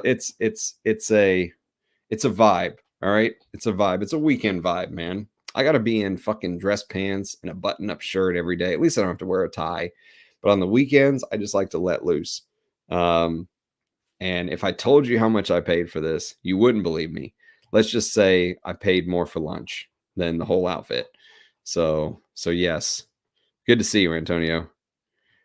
You selected Bellamy for men as your signature. Yes, I would say that's still valid. Although Chanel Antaeus and Bellamy have like a jousting, like a sparring contest back and forth amongst one another for my signature, if you will. Vintage Shawn Michaels. Heartbreak Kid. Yes, that's right. I never smelled Bezier, just heard it. The conifer aspect sounds interesting. It does. It really does. It's tick season here. Shorts don't exist for me. That fucking sucks. You know what really sucks too is usually it's no big deal if you can get the tick out, right? But if the head breaks off in your skin, that shit, it's almost like you can never be right on that part of your body sometimes. If it breaks off in your leg or something, fuck. Fucking tick season. Yeah, man. I mean, I don't live that far out in the country, luckily. Make sure you wear off spray, bro. I'm a butcher as a profession. I'm allergic to beef and pork from a tick bite. That sucks. That double sucks, Sean. Dude, no beef or pork for the rest of your life? That is pain and suffering right there. That is pain and suffering, brother. So yeah, going back to King's Empire, it's interesting because they list things like civet. I don't get it. They list things like marine notes. I don't get it. I mean, other than maybe the woodiness feels like there's a slight freshness coming through. Like the woodiness is fresh. I will say that. Okay. So even though the focus is on the woody aspect and they say the Mysore sandalwood is the focus, right? It's really more like the cedar is the focus to me. And, you know, like I said, the most mainstream of the collection, definitely the cleanest, most generically masculine smelling from the whole bunch. I think all three of these lean masculine. I think Not Dark Yet or Meditation Mist. Meditation Mist could easily be worn on a woman, just like Bois d'Argent could easily be worn on a woman. But King's Empire, I think, is the most traditionally masculine. But it's just that fresh wood smell. And really, I don't get much of the notes I wish I got. Like, I wish I got more of the Indian sandalwood. Well, they say Indian sandalwood, excuse me. I've been saying Mysore, but they actually say Indian sandalwood, not Mysore. So maybe they're not claiming real Mysore sandalwood here, but let's say Indian sandalwood. And so, yeah, I wish I got more of the sandalwood. I wish I got more of the civet, more of the animalic, something that made it a little bit more interesting. I mean, it's not a bad fragrance. It's just, it's kind of one of those, like, I'm at the point in my journey now where I wouldn't buy this. You know, I could appreciate it. I may even want to wear it as my scent of the day, but as often as I would want to wear something like graphite as my scent of the day, you know? So that's the issue. That's the issue that King's Empire has. It kind of falls into this nomad zone for me. Better tick season than TikTok season. It's freaking cicada outbreak season here in Wisconsin. Really? Those things are loud as fuck. One got caught in my garage the other day, and I had to take one of those damn like electric rackets at it. No burgers. I couldn't go on. Stay strong. I had a burger for dinner today, actually. It was fantastic. Hats Creek. I don't think you guys have those anywhere but Texas, but yeah, man, Hats Creek burgers are pretty cool because they've got beer and wine. So, as you know, you can drink a beer, and they got a big old playground for the kids, although it was way too hot to be out there today. Alpha gal allergy. Maybe not for life. It usually goes away. Good evening, everyone. Since the day where I sell 37 Rue de Bella Chasse. Never even heard of that, Alan. I got to look this up. 37 Rue de Bella. There it is. Rue de Bella Chasse. Woody resinous from YSL's high-end lines. Cecile Meton and Julie Massey made this. And it's even on my wish list. I've never smelled it, though. Never smelled it, Alan. Can't eat cheese and milk still. Dude, that fucking sucks, man. That tick deserves to die like a million deaths for what it did to you. What will you say about him? I have no clue what I'm going to say yet. I got to review it first. I'm not ready to make that review. I think I'm going to try and do 1 and then 2 back to back though when I do my reviews, because someone sent me a sample of 1. But yeah, someone sent me a sample of 1. So yeah, I will review it one of these days. Is there a chance you could dedicate one video to the white muse? How do they produce it, and why is there a difference between white musk? I gotta get back to you on that one, man. I'm not sure what you mean by that. I mean, I'm not a perfumer, so I don't know how they produce white musk. I don't know how they produce it. I know it's synthetically produced, but how? I have no clue. Sorry. Have no Ajmals thinking to pull the trigger. Yeah, I mean it's good. It's good. I'll try to prioritize those in one sense or another. But if you were here earlier, you may have heard me say there's like 500 fragrances that are waiting to be discussed on Channel Ram. When you factor in bottles I want to review and samples that I want to discuss on the channel, there's like 500, maybe even more. And so yes, it's very hard to prioritize something, because when you prioritize something, you deprioritize something else. So it's an impossible task. That's why I try not to have. I don't really have like I have no plan. My plan is I have no plan, and I just kind of review whatever the hell I want to when I want to, and I like that because it takes the pressure off of my shoulders. And there's no pressure of, oh, you have to do this here, you have to talk about this by this date. I mean, this poor guy sent me these like 4 months ago, and I've just been sitting on them. So I'll come through. It's just a matter of when. Amir 2 is a banger. I like Amir 2. Yeah, Amir 2 is awesome. Did not win the olfactory awards. Who won? Adis de Venus is just a couple miles from me. I should be happy for them too. Let's see. Adis de Venus. So 2024 release, I'm assuming. Or 2023. Sorry, 2023. Was it Cafe Tabac? Was it Cafe Tabac or Amnesia Rose? Which one won? Hey, what's up? Thanks for being here. Thanks, Ajay. Desandras is my winner, 100%. What's the best discontinued fragrance? I mean, that's like asking. It's impossible. I mean, it's like asking, what's the best football player of all time?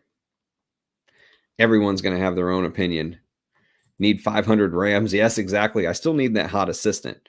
I'm still waiting on the hot assistant. I need to post a flyer up. Do people still post flyers? But I've done a ton of work on discontinued fragrances. I love discontinued fragrances because there's 2 sides to this hobby for me. There's the wearing the fragrance, which I do. I wear all of my fragrances. As I talked about today, my scent of the day was basically a discontinued fragrance. It was a one-run fragrance from a Riz Ladore called Inverno Russo. But then there's also the collector side of it. You know, there's the wearing the fragrance side, and there's the collector side, right?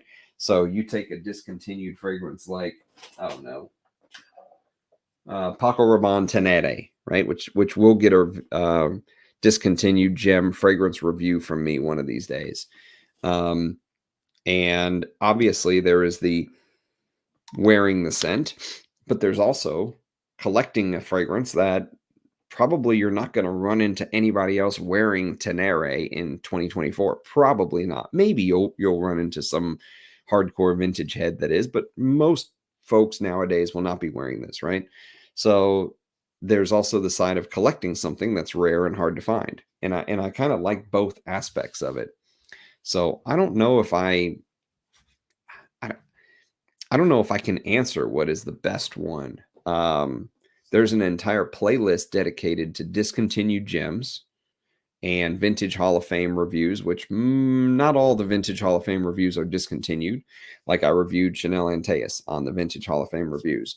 But yesterday I reviewed MCM Success, which is discontinued. And I called it a vintage Hall of Fame because in my book it is. It's one of my favorite honey fragrances of all time. It's so fucking good. Success is amazing. So picking one discontinued fragrance to say is the best is very hard for me. Very, very hard. It's really hard to rank something that precise, you know? I would say I have a lot of favorite styles, or maybe like favorite iterations of a fragrance. Like for example, here's a fragrance that isn't discontinued, but in this iteration it is. You can no longer find Azure by Estee Lauder in this iteration. This is an old school leather Chypre that is just fucking, I mean, one of the best fragrances I've ever smelled ever. And the fact that it was marketed for women makes it even more hilarious. But I mean, this is like hardcore butch animalic leather, punch you in the face, fuck off leather fragrance that I think is ultra masculine but marketed towards women. And they offered Azure by Estee Lauder in a different bottle, but it's lost a lot of what made it Azure. So if you can find these older bottles that look like this, go for it. You know, so technically, do you consider this discontinued, or because this iteration is no longer in production? It's very, very hard. Very, very hard. So yeah, but I do still need that assistant. Sorry if you have spoken on it, but what do you think of Into the Wild by Statique? I have not spoken on it because I've never smelled it. I can't remember if someone sent me a decant. There's too many decants to even keep up with. I may have a decant somewhere. Yeah, the notifications on YouTube are atrocious. I don't know what's going on, man. I have no clue. I just assume at this point it's fucked. So like when I'm up here talking and there's like 7 people watching for the first hour, I just assume it's fucking YouTube notifications sucking ass. Amnesia Rouge and Kajal. Ah, interesting. Okay. Amnesia Rose. Nice. I'll have to smell that. Nah, man. Appreciate you being here, Noah. I admit, aside from memoirs, I haven't given these Middle Eastern houses a fair shake. I should do a deeper dive. Indeed. What do you think about Amouage Rose Incense? There is not much info about it on YouTube. Plus, I don't trust the mainstream reviewers. Curious. So, Ali very kindly sent me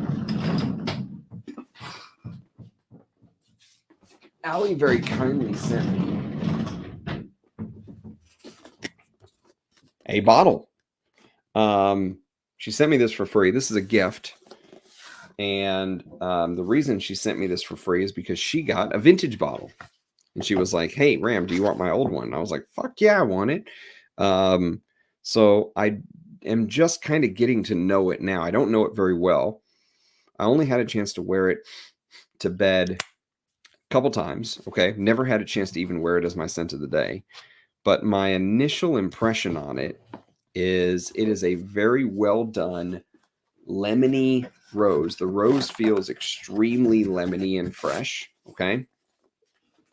It's a very well done, like lemony, fresh rose from the beginning, with kind of a darker incense coming up from underneath. And what's interesting is that the perfumer of Incense Rose was a gentleman by the name of Bruno Jovanovic. And Bruno Jovanovic is known as a very heavy-handed perfumer. But what's interesting about Incense Rose, at least to my nose, is the fragrance almost wears like the rose feels very lemony and soft. And, you know, they say there's rose water in there. Like, I think they say damask rose water. Yeah, damask rose water. But it's offset by this extremely heavy feeling of like drawing ink Okay, so imagine something like DS and Durga Bow Makers meets Taif Rose Extract by oh fuck, what was the house? Um, oh god, it was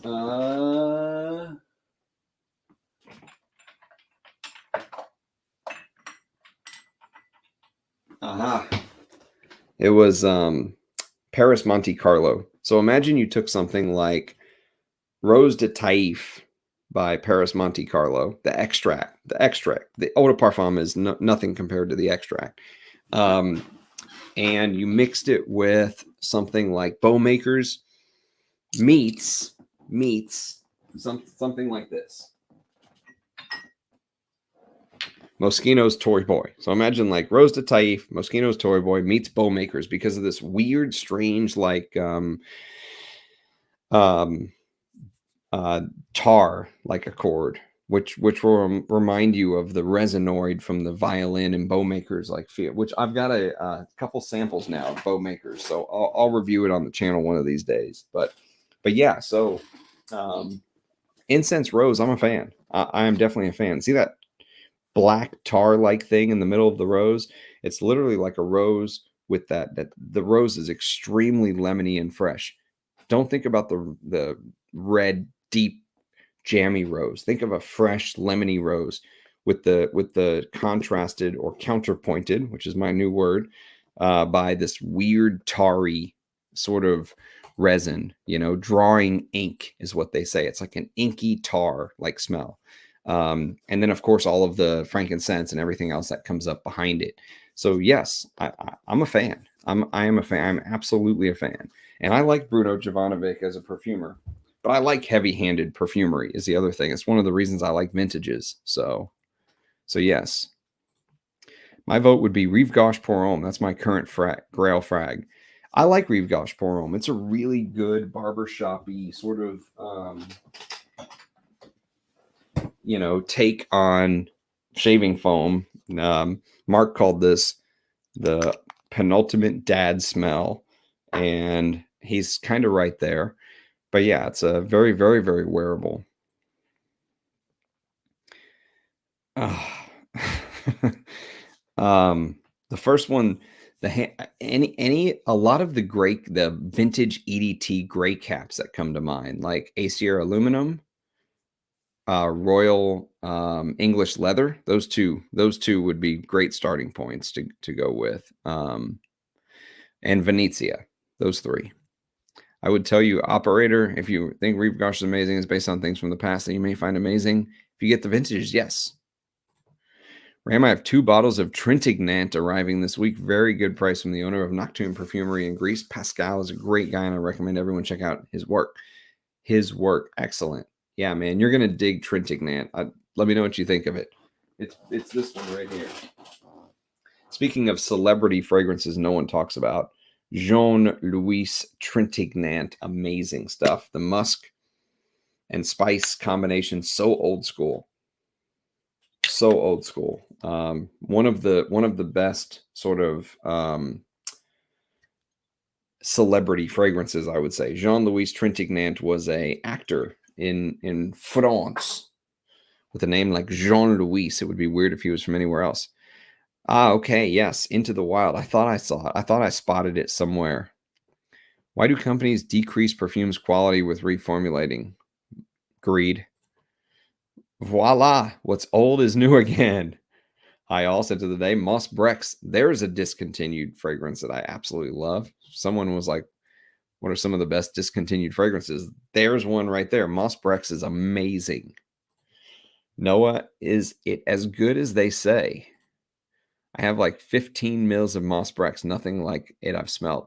Pavarotti. Pavarotti reminds me a little bit of Moss Brex, man.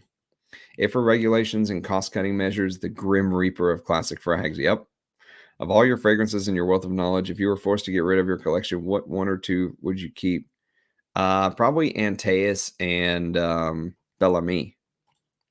Hello, my friend. Fire Shirts in the day. Cabochard EDP. That's a really good one, too. Love to hear your thoughts and comparisons to the vintage. Yes, one day. It's on the never-ending list. Sean, I adore Into the Wild. Totally unique vibe and typically outstanding Darren Allen blending in quality. I was working off 3 different decants and finally upgraded to the full 50 ml presentation. Interesting. So it's a statique olfactif fragrance, right? But it's done by Darren Allen. Interesting. That changes everything. Gotta try it. Yeah, I'll maybe, since it's hyped, maybe I'll try to prioritize it, but probably I won't. Probably you'll see a review of it like in 2 years.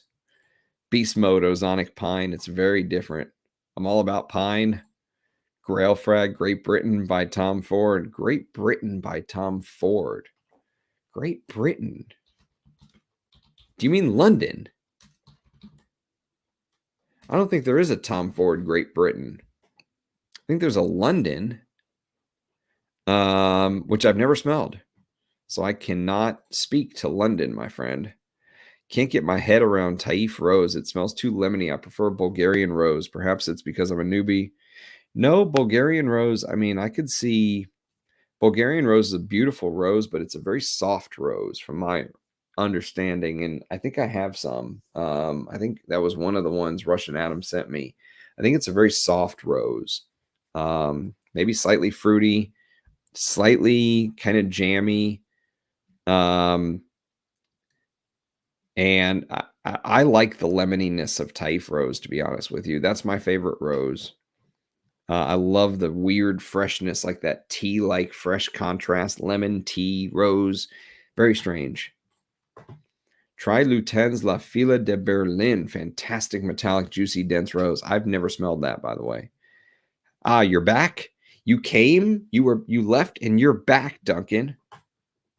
Moss Brex is fantastic. It is. I have 5 or 10 mils floating around somewhere. I'll review it one of these days. It is very sharp. Yeah, sharp, sheer, like, and that eucalyptus, that sort of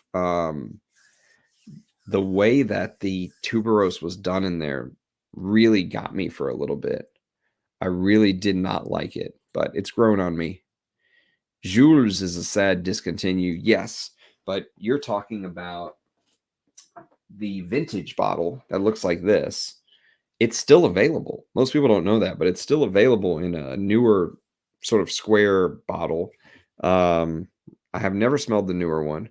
Rich Mitch says, as usual, that the vintage is far superior and that it's been reformulated to shit. But apparently you can still buy Jules. But the vintage is fuck. Go watch my Dior family portrait ranked version to see how much I love Jules. So yes, I meant London. Ah, yes, London. Yes. Have you tried any new Olympic orchids, Ram? No, but somebody sent me one. I think it was called Dev number 2. So apparently it's a Dev number 1, Dev number 2, Dev number 3. And she sent me Dev number 2. So I'm wondering, maybe I should just wait on that and wait till I get like 1, 2, and 3 so I can understand the whole story. I'm wearing London right now. Super funky. Interesting.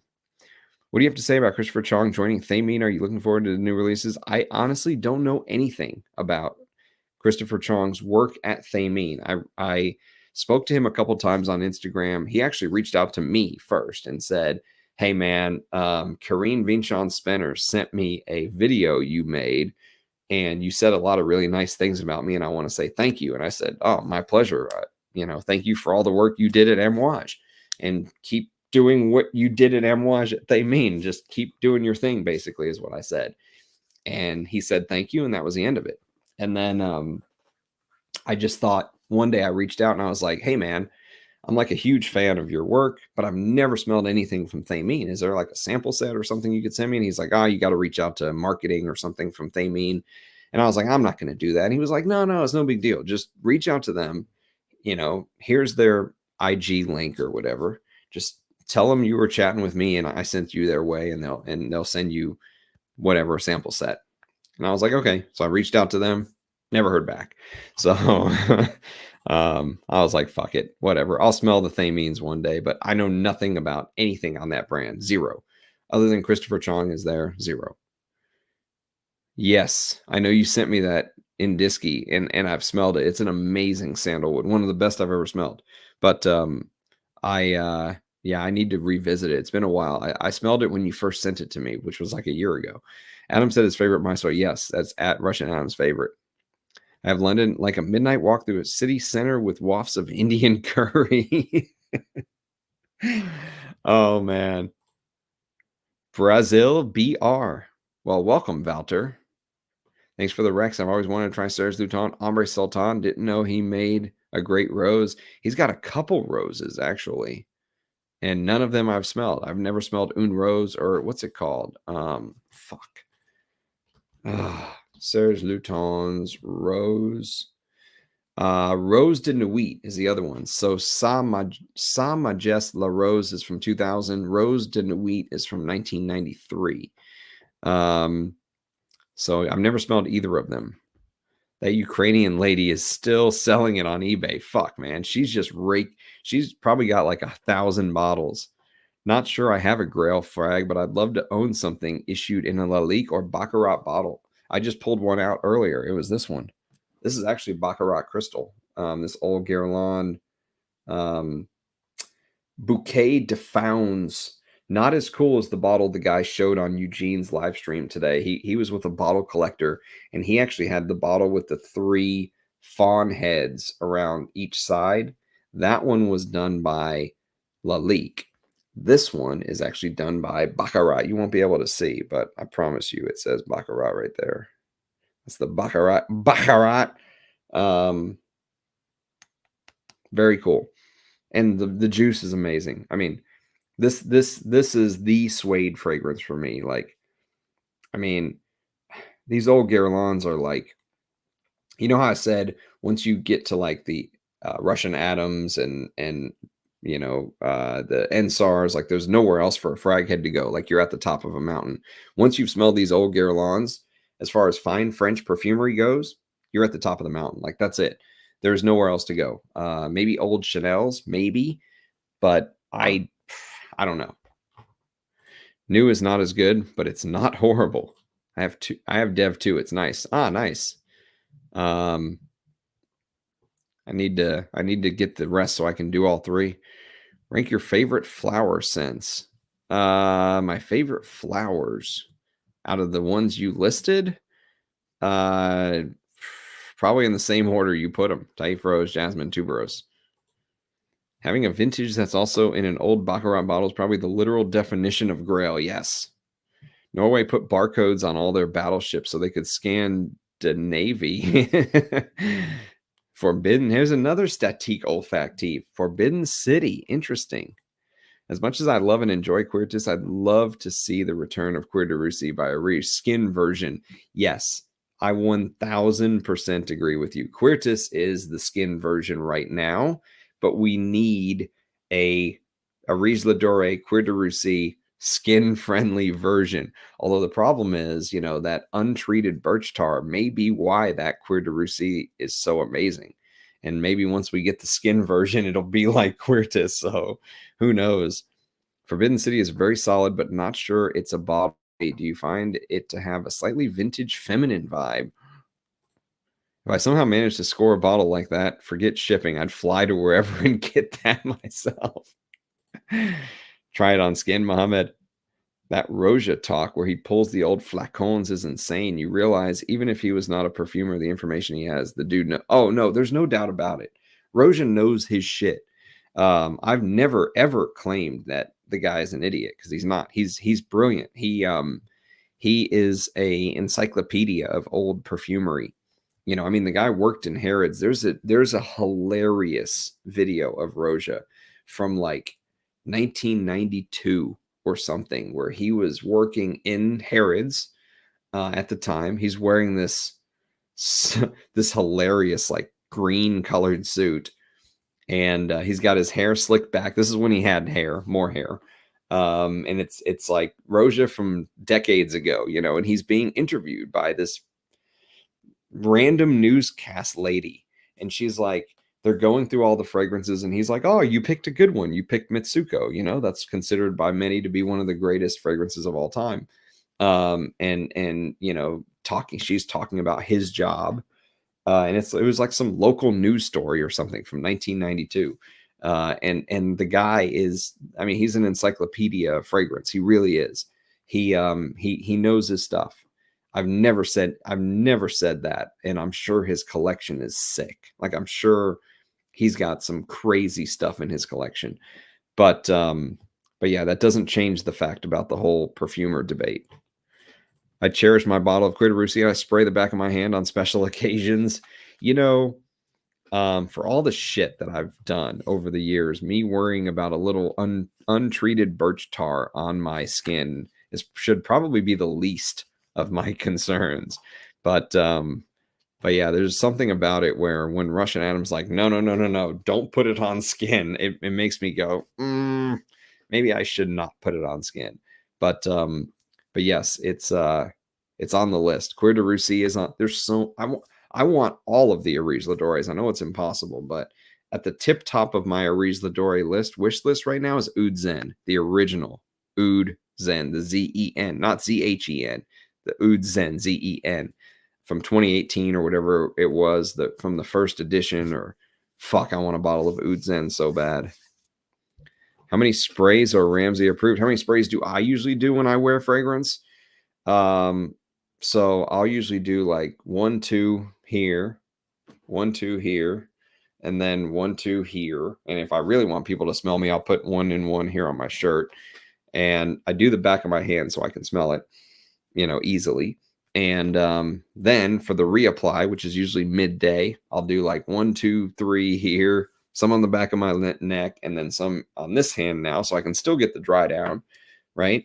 But I also get the opening again. So when I'm trying to break down a fragrance, it makes it easy to have the dry down here. I know, okay, this is a 5-hour dry down now. I've reapplied, kind of thing. And like I said, sometimes if I really want people to smell me, or I'll go under my shirt or on the shirt or something like that. But the other day, I pulled out one of my white t-shirts, and it was literally brown. I mean, from whatever juice trickled down and touched it. And I scrubbed the holy bejesus out of that thing. I put Shout on it. I put OxyClean on it, whatever the hell it is. It's just, I'm just going to chunk it. Actually, I'm going to get some bleach first and try to bleach it. Then I'm going to chunk it if it doesn't work.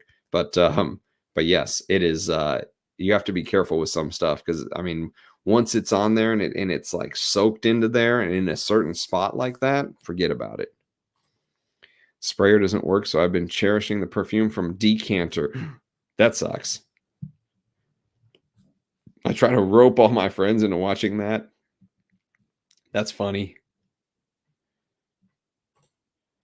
Noah, yes, a bit. It's the strong jasmine and tea that leans a bit vintage femme to me. I'm glad I got a smaller bottle. Rose's collection is likely the literal bat cave, complete with a fake bookcase on the elevator. I could totally see it. Nothing beats a plain black cotton tee. Or a plain white tee. I'm good with the plain white tee too, but not the wrapper style baggy ones that hang down to your knees. Not, Lil Wayne from 18 years ago, but a proper form-fitting white t-shirt. I'd be okay with that as well. White or black. White or black. Let's see what else is on the to review list or discuss here coming up pretty soon.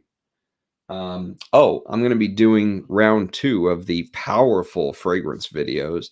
The niche version went over well, so there's going to be a round 2, and it's going to be the vintage version for men. I'm going to have to split up vintage. See, the niche version, it was easy to aggregate everything together, because when they release, a niche fragrance, for example, a lot of times they market everything as unisex now. You know what I mean?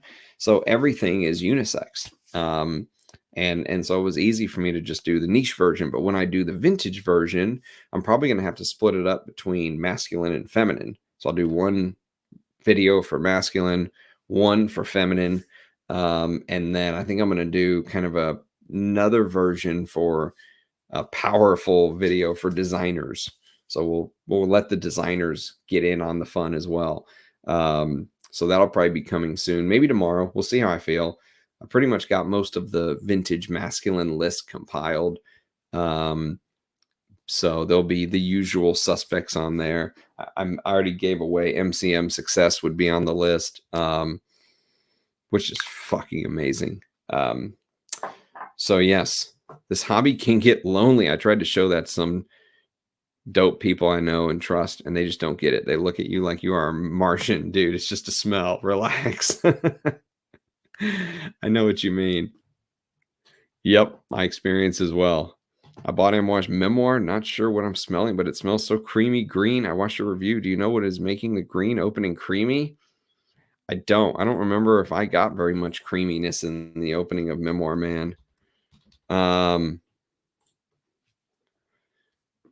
Yeah, I don't think I got very much creaminess. The only thing I can think of is maybe the lavender. Maybe the lavender. I don't know, man. Sorry. Tried explaining oil concentrations to friend, and it was like speaking Sumerian. Oh, man. Yeah, I could see that. Yeah. I could totally see that. I love Memoir. I still have a bunch of Amouage reviews to do. I still never reviewed Sunshine Man, never reviewed Beach Hut Man, never reviewed Bracken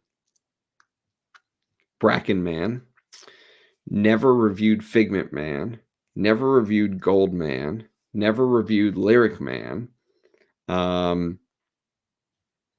I think never reviewed CL Man, never reviewed Dia Man. There's like 8 right there that I just mentioned off the top of my head. Never reviewed Fate Man. There's 9. So there's still like there's probably 10 when Incense Rose, which I just got, but I'm not ready to do a review on. But and of course Opus 9, so there's 11. Opus 10, Opus 11. I mentioned Opus, so there's like 14 or 15 more Amouage reviews still to come. So yes, just that right there is enough to make me pull my hair out. Finally made a live stream. Welcome, Buster. Buster McThundernut. Oh, man. The bustering of the Thundernuts. Ramsey, are you a big fan of Amouage Reflection Man? Yes, I love it. It's one of my favorite jasmine masculine fragrances of all time. I am a huge fan. But yes, the white, you heard me just mention the jasmine. So yes, you absolutely have to like the jasmine. But I really like it. I love it. I'm a big fan. I watched your Amouage video, added all the top 15 on your list of the cart right away. Rest in peace, my wallet. The only problem is you're adding the newest version. So the version you may be getting now may not be exactly the one that I was reviewing. That's what makes this hobby so hard and so difficult, is the reformulation aspect is just a kick in the fucking nuts. Somebody told me, because I included this on one of my most powerful niche fragrance videos, Epic Man, right? And I still think this is absolute beast mode. And this is a magnetic cap, but granted, it's one of the older ones where the name's on the front and not on the side kind of thing, right? Made in Oman. And someone was like, dude, the new Epic Man lasts like 2 hours on my skin. It's gone. I was like, what? This is like a 12-hour fragrance. They were like, no, man, the new one's like 2 hours. And I was like, you got to be shitting me. They're like, yeah, it's horrible. It's one of the worst reforms from Amouage. And you know, then somebody else is like, nah, that person doesn't know what they're talking about. My new bottle lasts 12 hours and it's great. But a lot of people are talking about how terrible some of the reforms are. Now, some of that could be air in the bottle. So sometimes you have to get air into the bottle before it really opens up. I mean, you can kind of see the juice level there. That's a respectable amount of air in the bottle. But sometimes when you first spray, the first time you wear it, the second time you wear it, if you let it sit for 6 months after wearing it 2 or 3 times, that 6-month time period, when you come back to it, the scent may change. So that's the really tough part about this hobby. If you just get something and spray it, your ideas of it may change in 6 months or a year once air has gotten into the bottle. Very, very, there's so many variables that go into this hobby is the thing. That's why I think Mark from, Mark's channel, Robes08, he has the right idea as far as taking his time and being patient and kind of getting to try to get to know stuff. But when so many people want you to talk about everything, it's impossible. You know what I mean? Like, have you reviewed this? Have you reviewed that? It's and you just can't keep up. That's why I just basically say, fuck everyone. I review whatever I want, whenever I want. And that's that. And so, yes, that is some of the variables that can make this such a challenging hobby. My bottle of Dissandras is coming this week, and I will get Atus de Venustus Amnesia Rose to compare. How do frag heads compare two very disparate fragrances? Well, I probably wouldn't compare them at all. I mean, if they have nothing to do with each other other than they're indie sort of independent fragrances, my guess is they probably won't have anything to do with each other. But I've never smelled Amnesia Rose, so I don't know. Reflection is not as good as it was. That sucks. Although I really did like Reflection 45. I won't lie. Reflection 45 was probably one of the better exceptional extras. Not really into animalics, smells that come from animal parts. Oh, so I just realized I have a family emergency. It's not like literal milk or something, but it's real thick green. I could sort of get why someone would say creamy. Yeah. Never reviewed Bracken. My God, man, what have you been doing these last 2 years? We need an Amouage week. See, the problem is I feel like if I do an Amouage week, will the reviews be as good as if I took my time? That's the part that always haunts me. Because I'm like, fuck, am I going to rush a review into this? I mean, I could, but I have a couple of the Dua Roja clones that actually get a lot of compliments. Okay, Dunk, are you just fucking with us now? I stopped correcting people calling it all cologne. People are already full programmed to call it men's cologne. I could tell. Yes. Oh yeah, no, it's hilarious. So the guy that sits next to me at work, who now every time I bring something at the end of the day, he's like, let me get a spray of that. So I'll let him spray whatever the hell I'm bringing. Valdinawee, he sprayed Valdinawee the other day. But so one guy really got into it, Chad, who I actually reviewed Forbidden Flower. That was his bottle. That's someone separate from who I'm talking about. This person, Ryan, he makes fun of me all day. He's like, fragrance. It's not cologne, guys. It's fragrance. I'm like, dude, you sound like an ass right now. Well, you sound like a moron if you knew anything about perfume with saying it that way. But I know he thinks it's the funniest thing. It's fragrance. Resinous green, maybe? Yeah. Just ordered a whole bunch of samples from Pine Ward. Excited. They're really good. Really good. I reviewed one on the channel like a year or two ago. And I was like, fuck, this brand's awesome. I got to review more. And then I never reviewed another one. I do have some Pine Ward samples. So there could be some more reviews. But like I said, when you have 500 to 800 fragrances in the hopper waiting to be discussed, it's just a numbers game. It's impossible. If I talk about one thing, something else is not getting discussed. Have you seen the note breakdown for the next Sherwood? Yes, I have. It looks amazing. I have a feeling it's going to be one of the best Sherwoods. Just from what I know of the scent, I have a feeling it may even be better than Ambrosia. I have a feeling. I don't know that, which is high praise, because Ambrosia was better than Chrysos. Chrysos was good, but it wasn't as good as Ambrosia to me. But this new one, the note listing, I have a feeling this could be the best Sherwood yet. Flexions Man got jasmine in it? A shitload. Do a Straight to Britain is a mashup of Roja's Great Britain and Pure Distance M. Interesting. I like Reflection 45 because it's like Death by Jasmine.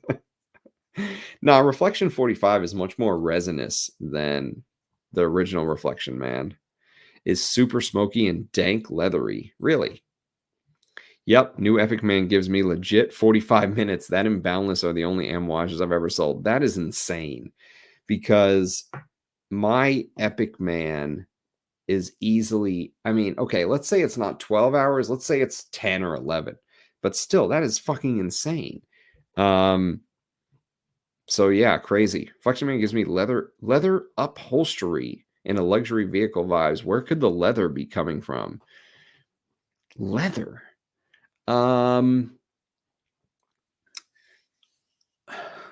I get a weird cilantro vibe from Reflection Man. So I read somewhere once that maybe some people smell leather and cilantro. I don't, but I've read that. Maybe that's my best guess. I don't know, man. That's a weird one. No, I've heard that too. Newest is weak as hell. Even if someone isn't a performance freak, it's weak. That's crazy. I've seen that Roja video before. It is funny as hell. If anyone has not seen that video, you need to hunt it down. Roja had me cracking up. Just seeing young Roja is hilarious. The god of the seas. Yes, it is. You got to get your nose on Arquiste L. You will enjoy it. I really like those Arquiste fragrances. I'm not going to lie. Let me see if L is on the never-ending wish list. Arquiste L from 2016. An animalic fougere. Castoreum and fougere notes in civet. You have me sold, sir. It is on the wish list. It's on the wish list, okay? That's all I can do is put shit on the wish list at this point and just... I mean, I think even if I could buy fragrances at this point, I don't know if I would, because I have so much to discuss, as you can see. And even if the wife steals half the collection, I still have so much to discuss. So, yes. I have the middle formula. It's great. One of my faves, but the way people describe the original Epic makes me feel like I'm missing out still. Can you explain why Francesca Bianchi is indie and not artisanal? She's not indie. I wouldn't consider her well, wait a minute. Why she's indie and not artisanal? Well, I have been using artisanal, and this is not written in stone, by the way, but I've been using artisanal for the brands like Aris Ladore and Ensar Oud. Okay, like the using real musk, real oud, right? Real Mysore sandalwood, all that stuff. Francesca Bianchi isn't in that category to me. So she would be indie. I would consider her an indie perfumer. She is the perfumer. She is the brand owner, but she's not using the type of ingredients that I would put into the artisanal. She's not using real musk, right? She's not using real oud. She's not using real rare Mysore sandalwood from 80 years ago or something like that. Someone sent me a picture of a 300-year-old Mysore sandalwood distillation from China today, which I thought was pretty damn cool. So yeah, I mean, she's using modern, just like I wouldn't consider Liz Moore's artisanal. I would consider her indie as well, but that's just my way of kind of using the terms to try to segment some of this. That's just kind of my 2 cents on it. Do you think you will come to a place in your journey where you will start to explore colognes in more airy, ethereal sense? Maybe. I mean, I like an airy fragrance every now and then. Like just the other day for Memorial Day, I wore a Rolfa by Creed. I like wearing some of those easy to wear Creed type, fragrances every now and then. But I'm not going to lie, dude. I mean, it's June. What the hell is today? June 9th? It's June 8th. And my scent of the day was freaking Inverno Russo, which is a huge musk oud animalic bomb. I fucking love this stuff. This is probably should be reserved for fall and winter, but I just don't care. Like, I just don't care. I'm not gonna lie, I just don't care. Happy Ramathon. Sean, yeah, disappointing because the scent itself is wonderful, almost signature worthy. Thoughts on Allure Homme Sport? Never smelled it. Yes, sir. Pine Ward is strong as fuck. Light on the sprays and steer clear of white shirts. On the Amouage side of things, I just got Royal Tobacco and Enclave. What are your thoughts? I love Royal Tobacco. Like, if I could get one more Amouage that I don't own a full bottle of right now, it would be Royal Tobacco. Enclave, I liked it more than Meander. That's about the best thing I could say about it. But I have reviews on both of them. Lucky for you, Mr. Inglewood. So you can go check those out. There are actually reviews on the channel. Dua Gold. Are you being sponsored by Dua, Duncan? Maya says, I smell incredible. Dude, are you drunk right now? Royal Tobacco would be Ron Burgundy's signature scent. And I mean that in the best way possible. It is fantastic. I really like Royal Tobacco. Are you a fan of any Le Labo? Just got Mousse de Chêne 30 Amsterdam. I must say, I really like it. I haven't smelled many Le Labos. I did review the Shanghai exclusive recently, which was called Myrrh 55. And I actually like that. Would I pay $550 for it? Hail to the nah. Hail to the nah. But do I like it? Yeah, I liked it. But it's kind of like, nowadays it feels like everything is kind of competently done, right? So like many modern things nowadays, it was kind of like, okay, it was a little bit more jasmine and white floral than I expected it to be for a name like Myrrh 55. But I know Le Labo is famous for doing that, for the name on the tin not being the main note in the ingredient. But outside of the extra floral bits, I really enjoyed it. And there's a review on the channel, or an early impression video, because someone sent me a sample. One of my perfume god people who want to be remain nameless. I think Ron Burgundy wears macho. Remember when we all bought your fragrances for free? Remember when we all bought all your fragrances for free as gifts? Oh yeah. Yeah, that's right.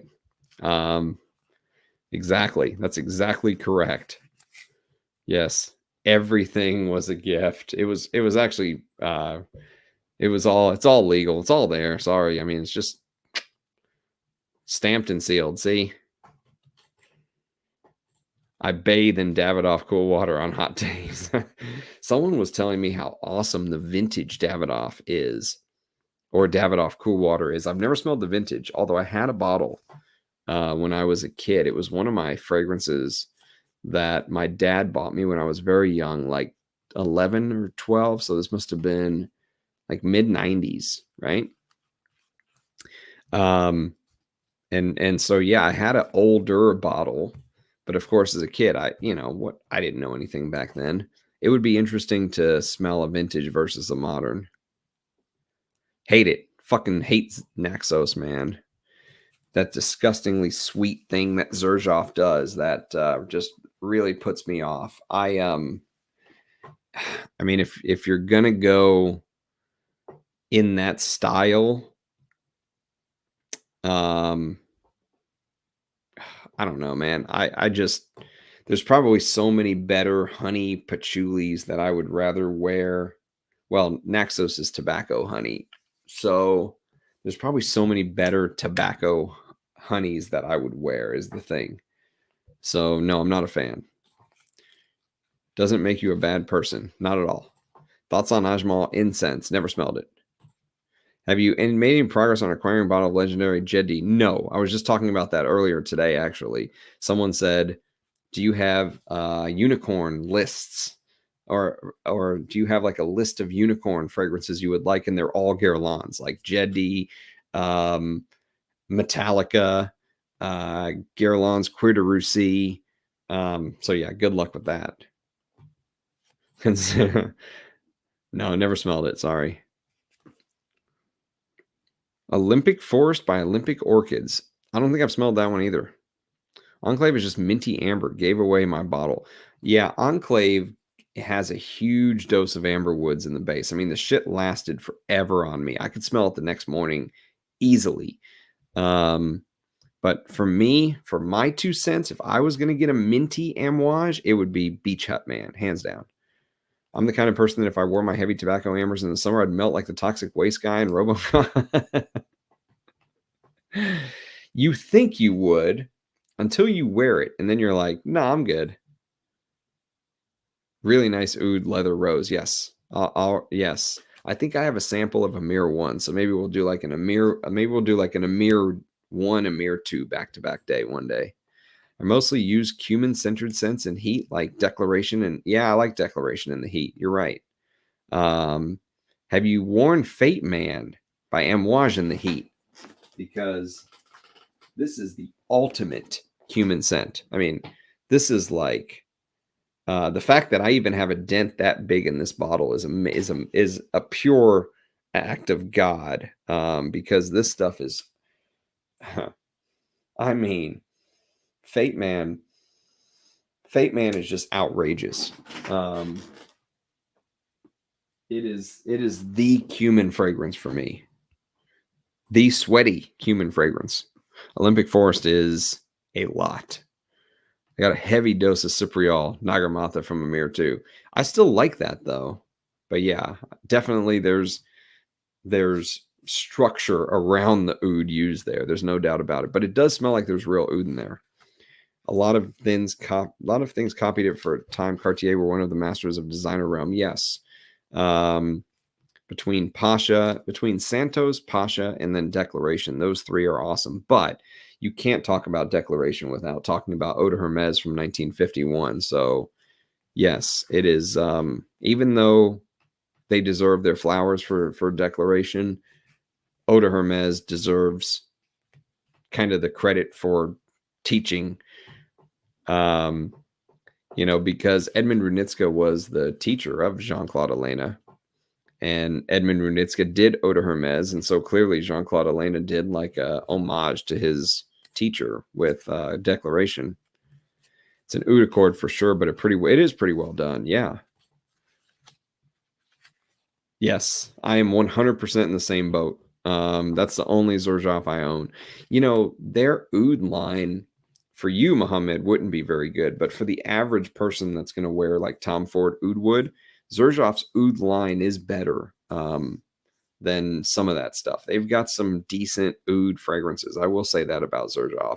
As much as I hated some of the other stuff that I smelled from them, like I recently reviewed one that everyone was going crazy for, and it was like maybe a Harrods exclusive or something, like $500 a bottle or something, and it fucking sucked ass. I really don't like Xerjoff. But their oud line is probably one of their stronger suits. Absolutely. That you took the words 100% out of my mouth. 1000% correct. Coty recently attempted to recreate Emerald. I have it. Jesus. Yeah, I have Sportuno 1921. It's right here. I just haven't talked about it yet because it's expensive as all get out. This little thing is not cheap. This little 6 mil extra it's supposed to be an exact recreation of the original Emerald. And I love Emerald. It is very similar to Shalimar. There it is. So 6 mil mini is not cheap, I'll tell you that. But this was a gift, a true gift. A true gift. Yeah. So Veronica Coty kind of I'm just I need to give it its due. I need to give it its time it deserves. The sort of eagle, the Coty coat of arms, if you will, with the eagle. It's kind of cool. There you go. Very cool. So yes. Do you think Chanel Courtoisie is a good alternative to the rare Guerlain version? Probably not, but I've never smelled the Guerlain version. I'm only going off of my brother Rich Mitch, who says the Guerlain version is superior. Olympic Forest basically smells like all the components of a cedar tree. If you love cedar, then that's your scent. Interesting. If you love cedar, King's Empire could be your scent for $150 for 105 mil. What are your thoughts on the newer Clive Christian offerings? Never smelled them. I mean, if someone sends me some, or if Clive Christian ever has the balls to send me like a sample set or something, I'll talk about it. But I'm guessing I'm not going to be impressed, is my guess. I have a policy on IG. If someone posted Haltane as the best oud fragrance ever, I'll unfollow and block. There's a lot of people like that, dude. There is a lot. And usually they're the ones with all of the fucking subscribers is the crazy part. Hundreds of thousands of subscribers, and they're like, Oud for Greatness is the greatest oud of all time. Prove me wrong. Like, you're a fucking idiot. Oh, definitely. Ajmal used real oud. They got plantations of oud. Yes, they are one of the original oud plantation owners. Fate Man in the heat, challenge accepted. Please do. I actually really like it in the heat. I'm not going to lie. Sunshine still my favorite amouage. Gold to a close second. Yes. My wife kicked me out of bed due to Enclave. Never again. You let your wife kick you out of bed? I'd be like, listen, this is my bed. You don't like it? You get out of bed. And as you can see, I'm no longer married. Fate Man is like Unutumam level outrageous. I don't know, man. I think Unutumam is crazier than Fate Man. I bought Santos back in the 2000s. Is the concentrate version. Never smelled the concentrate version. I think Rich Mitch might have a bottle. Didn't like Enclave 2, even sold Beach Hut. Liked the first 3 to 4 hours, but the last 6 didn't like. Is it the Ambroxan with the woods? Reminded me of the Dry Down Mont Blanc Explorer. Explorer? Really? I never got that. Yeah, I actually don't mind those Oud Zerzhofs. They're not bad. Like a Wrigley Spearmint gum. Oh, baby. You are in for a treat. You are in for a treat. I like the concentrate. It's still pretty light. Bright oak moss. Interlude Black Iris Reflection 45 and Lyric Man. Yes. Blonde Amber has similarity to Rose's Sweetie Oud. Tried it last week at Bloomingdale's in Dubai. Interesting. I've got a sample of Sweetie Oud. I can review it one of these days. It's not a Clive Christian without the ostrich box, me lord. That is correct. Fucking Clive Christian saving money on ostrich boxes. Damn them. I want my ostrich and I want my box. I'm going to spend $800 on a stupid fragrance worth $20. I want my fucking ostrich. As you can see, I'm no longer married. It needs to be happily no longer married. If you're going to put that on a t-shirt, put fucking happily no longer married. On that note, I think I should say adios. Usually 2 hours is about the cutoff for me, but it is Saturday night. So 2.5 hours is not too shabby. But lick the stream on your way out, boys and girls. Even though YouTube isn't letting people know about these damn live streams, thanks to the 40 people still sticking around towards the end. And if you are experienced with any of these Perito Morenos, do leave it in the comments. You know, I know the live streams always kind of turn into something else later on, but at least we got to discuss 3 Perito Moreno fragrances. So cheers. Thanks for joining me on a Saturday night, and I'll catch you guys next time. Bye-bye.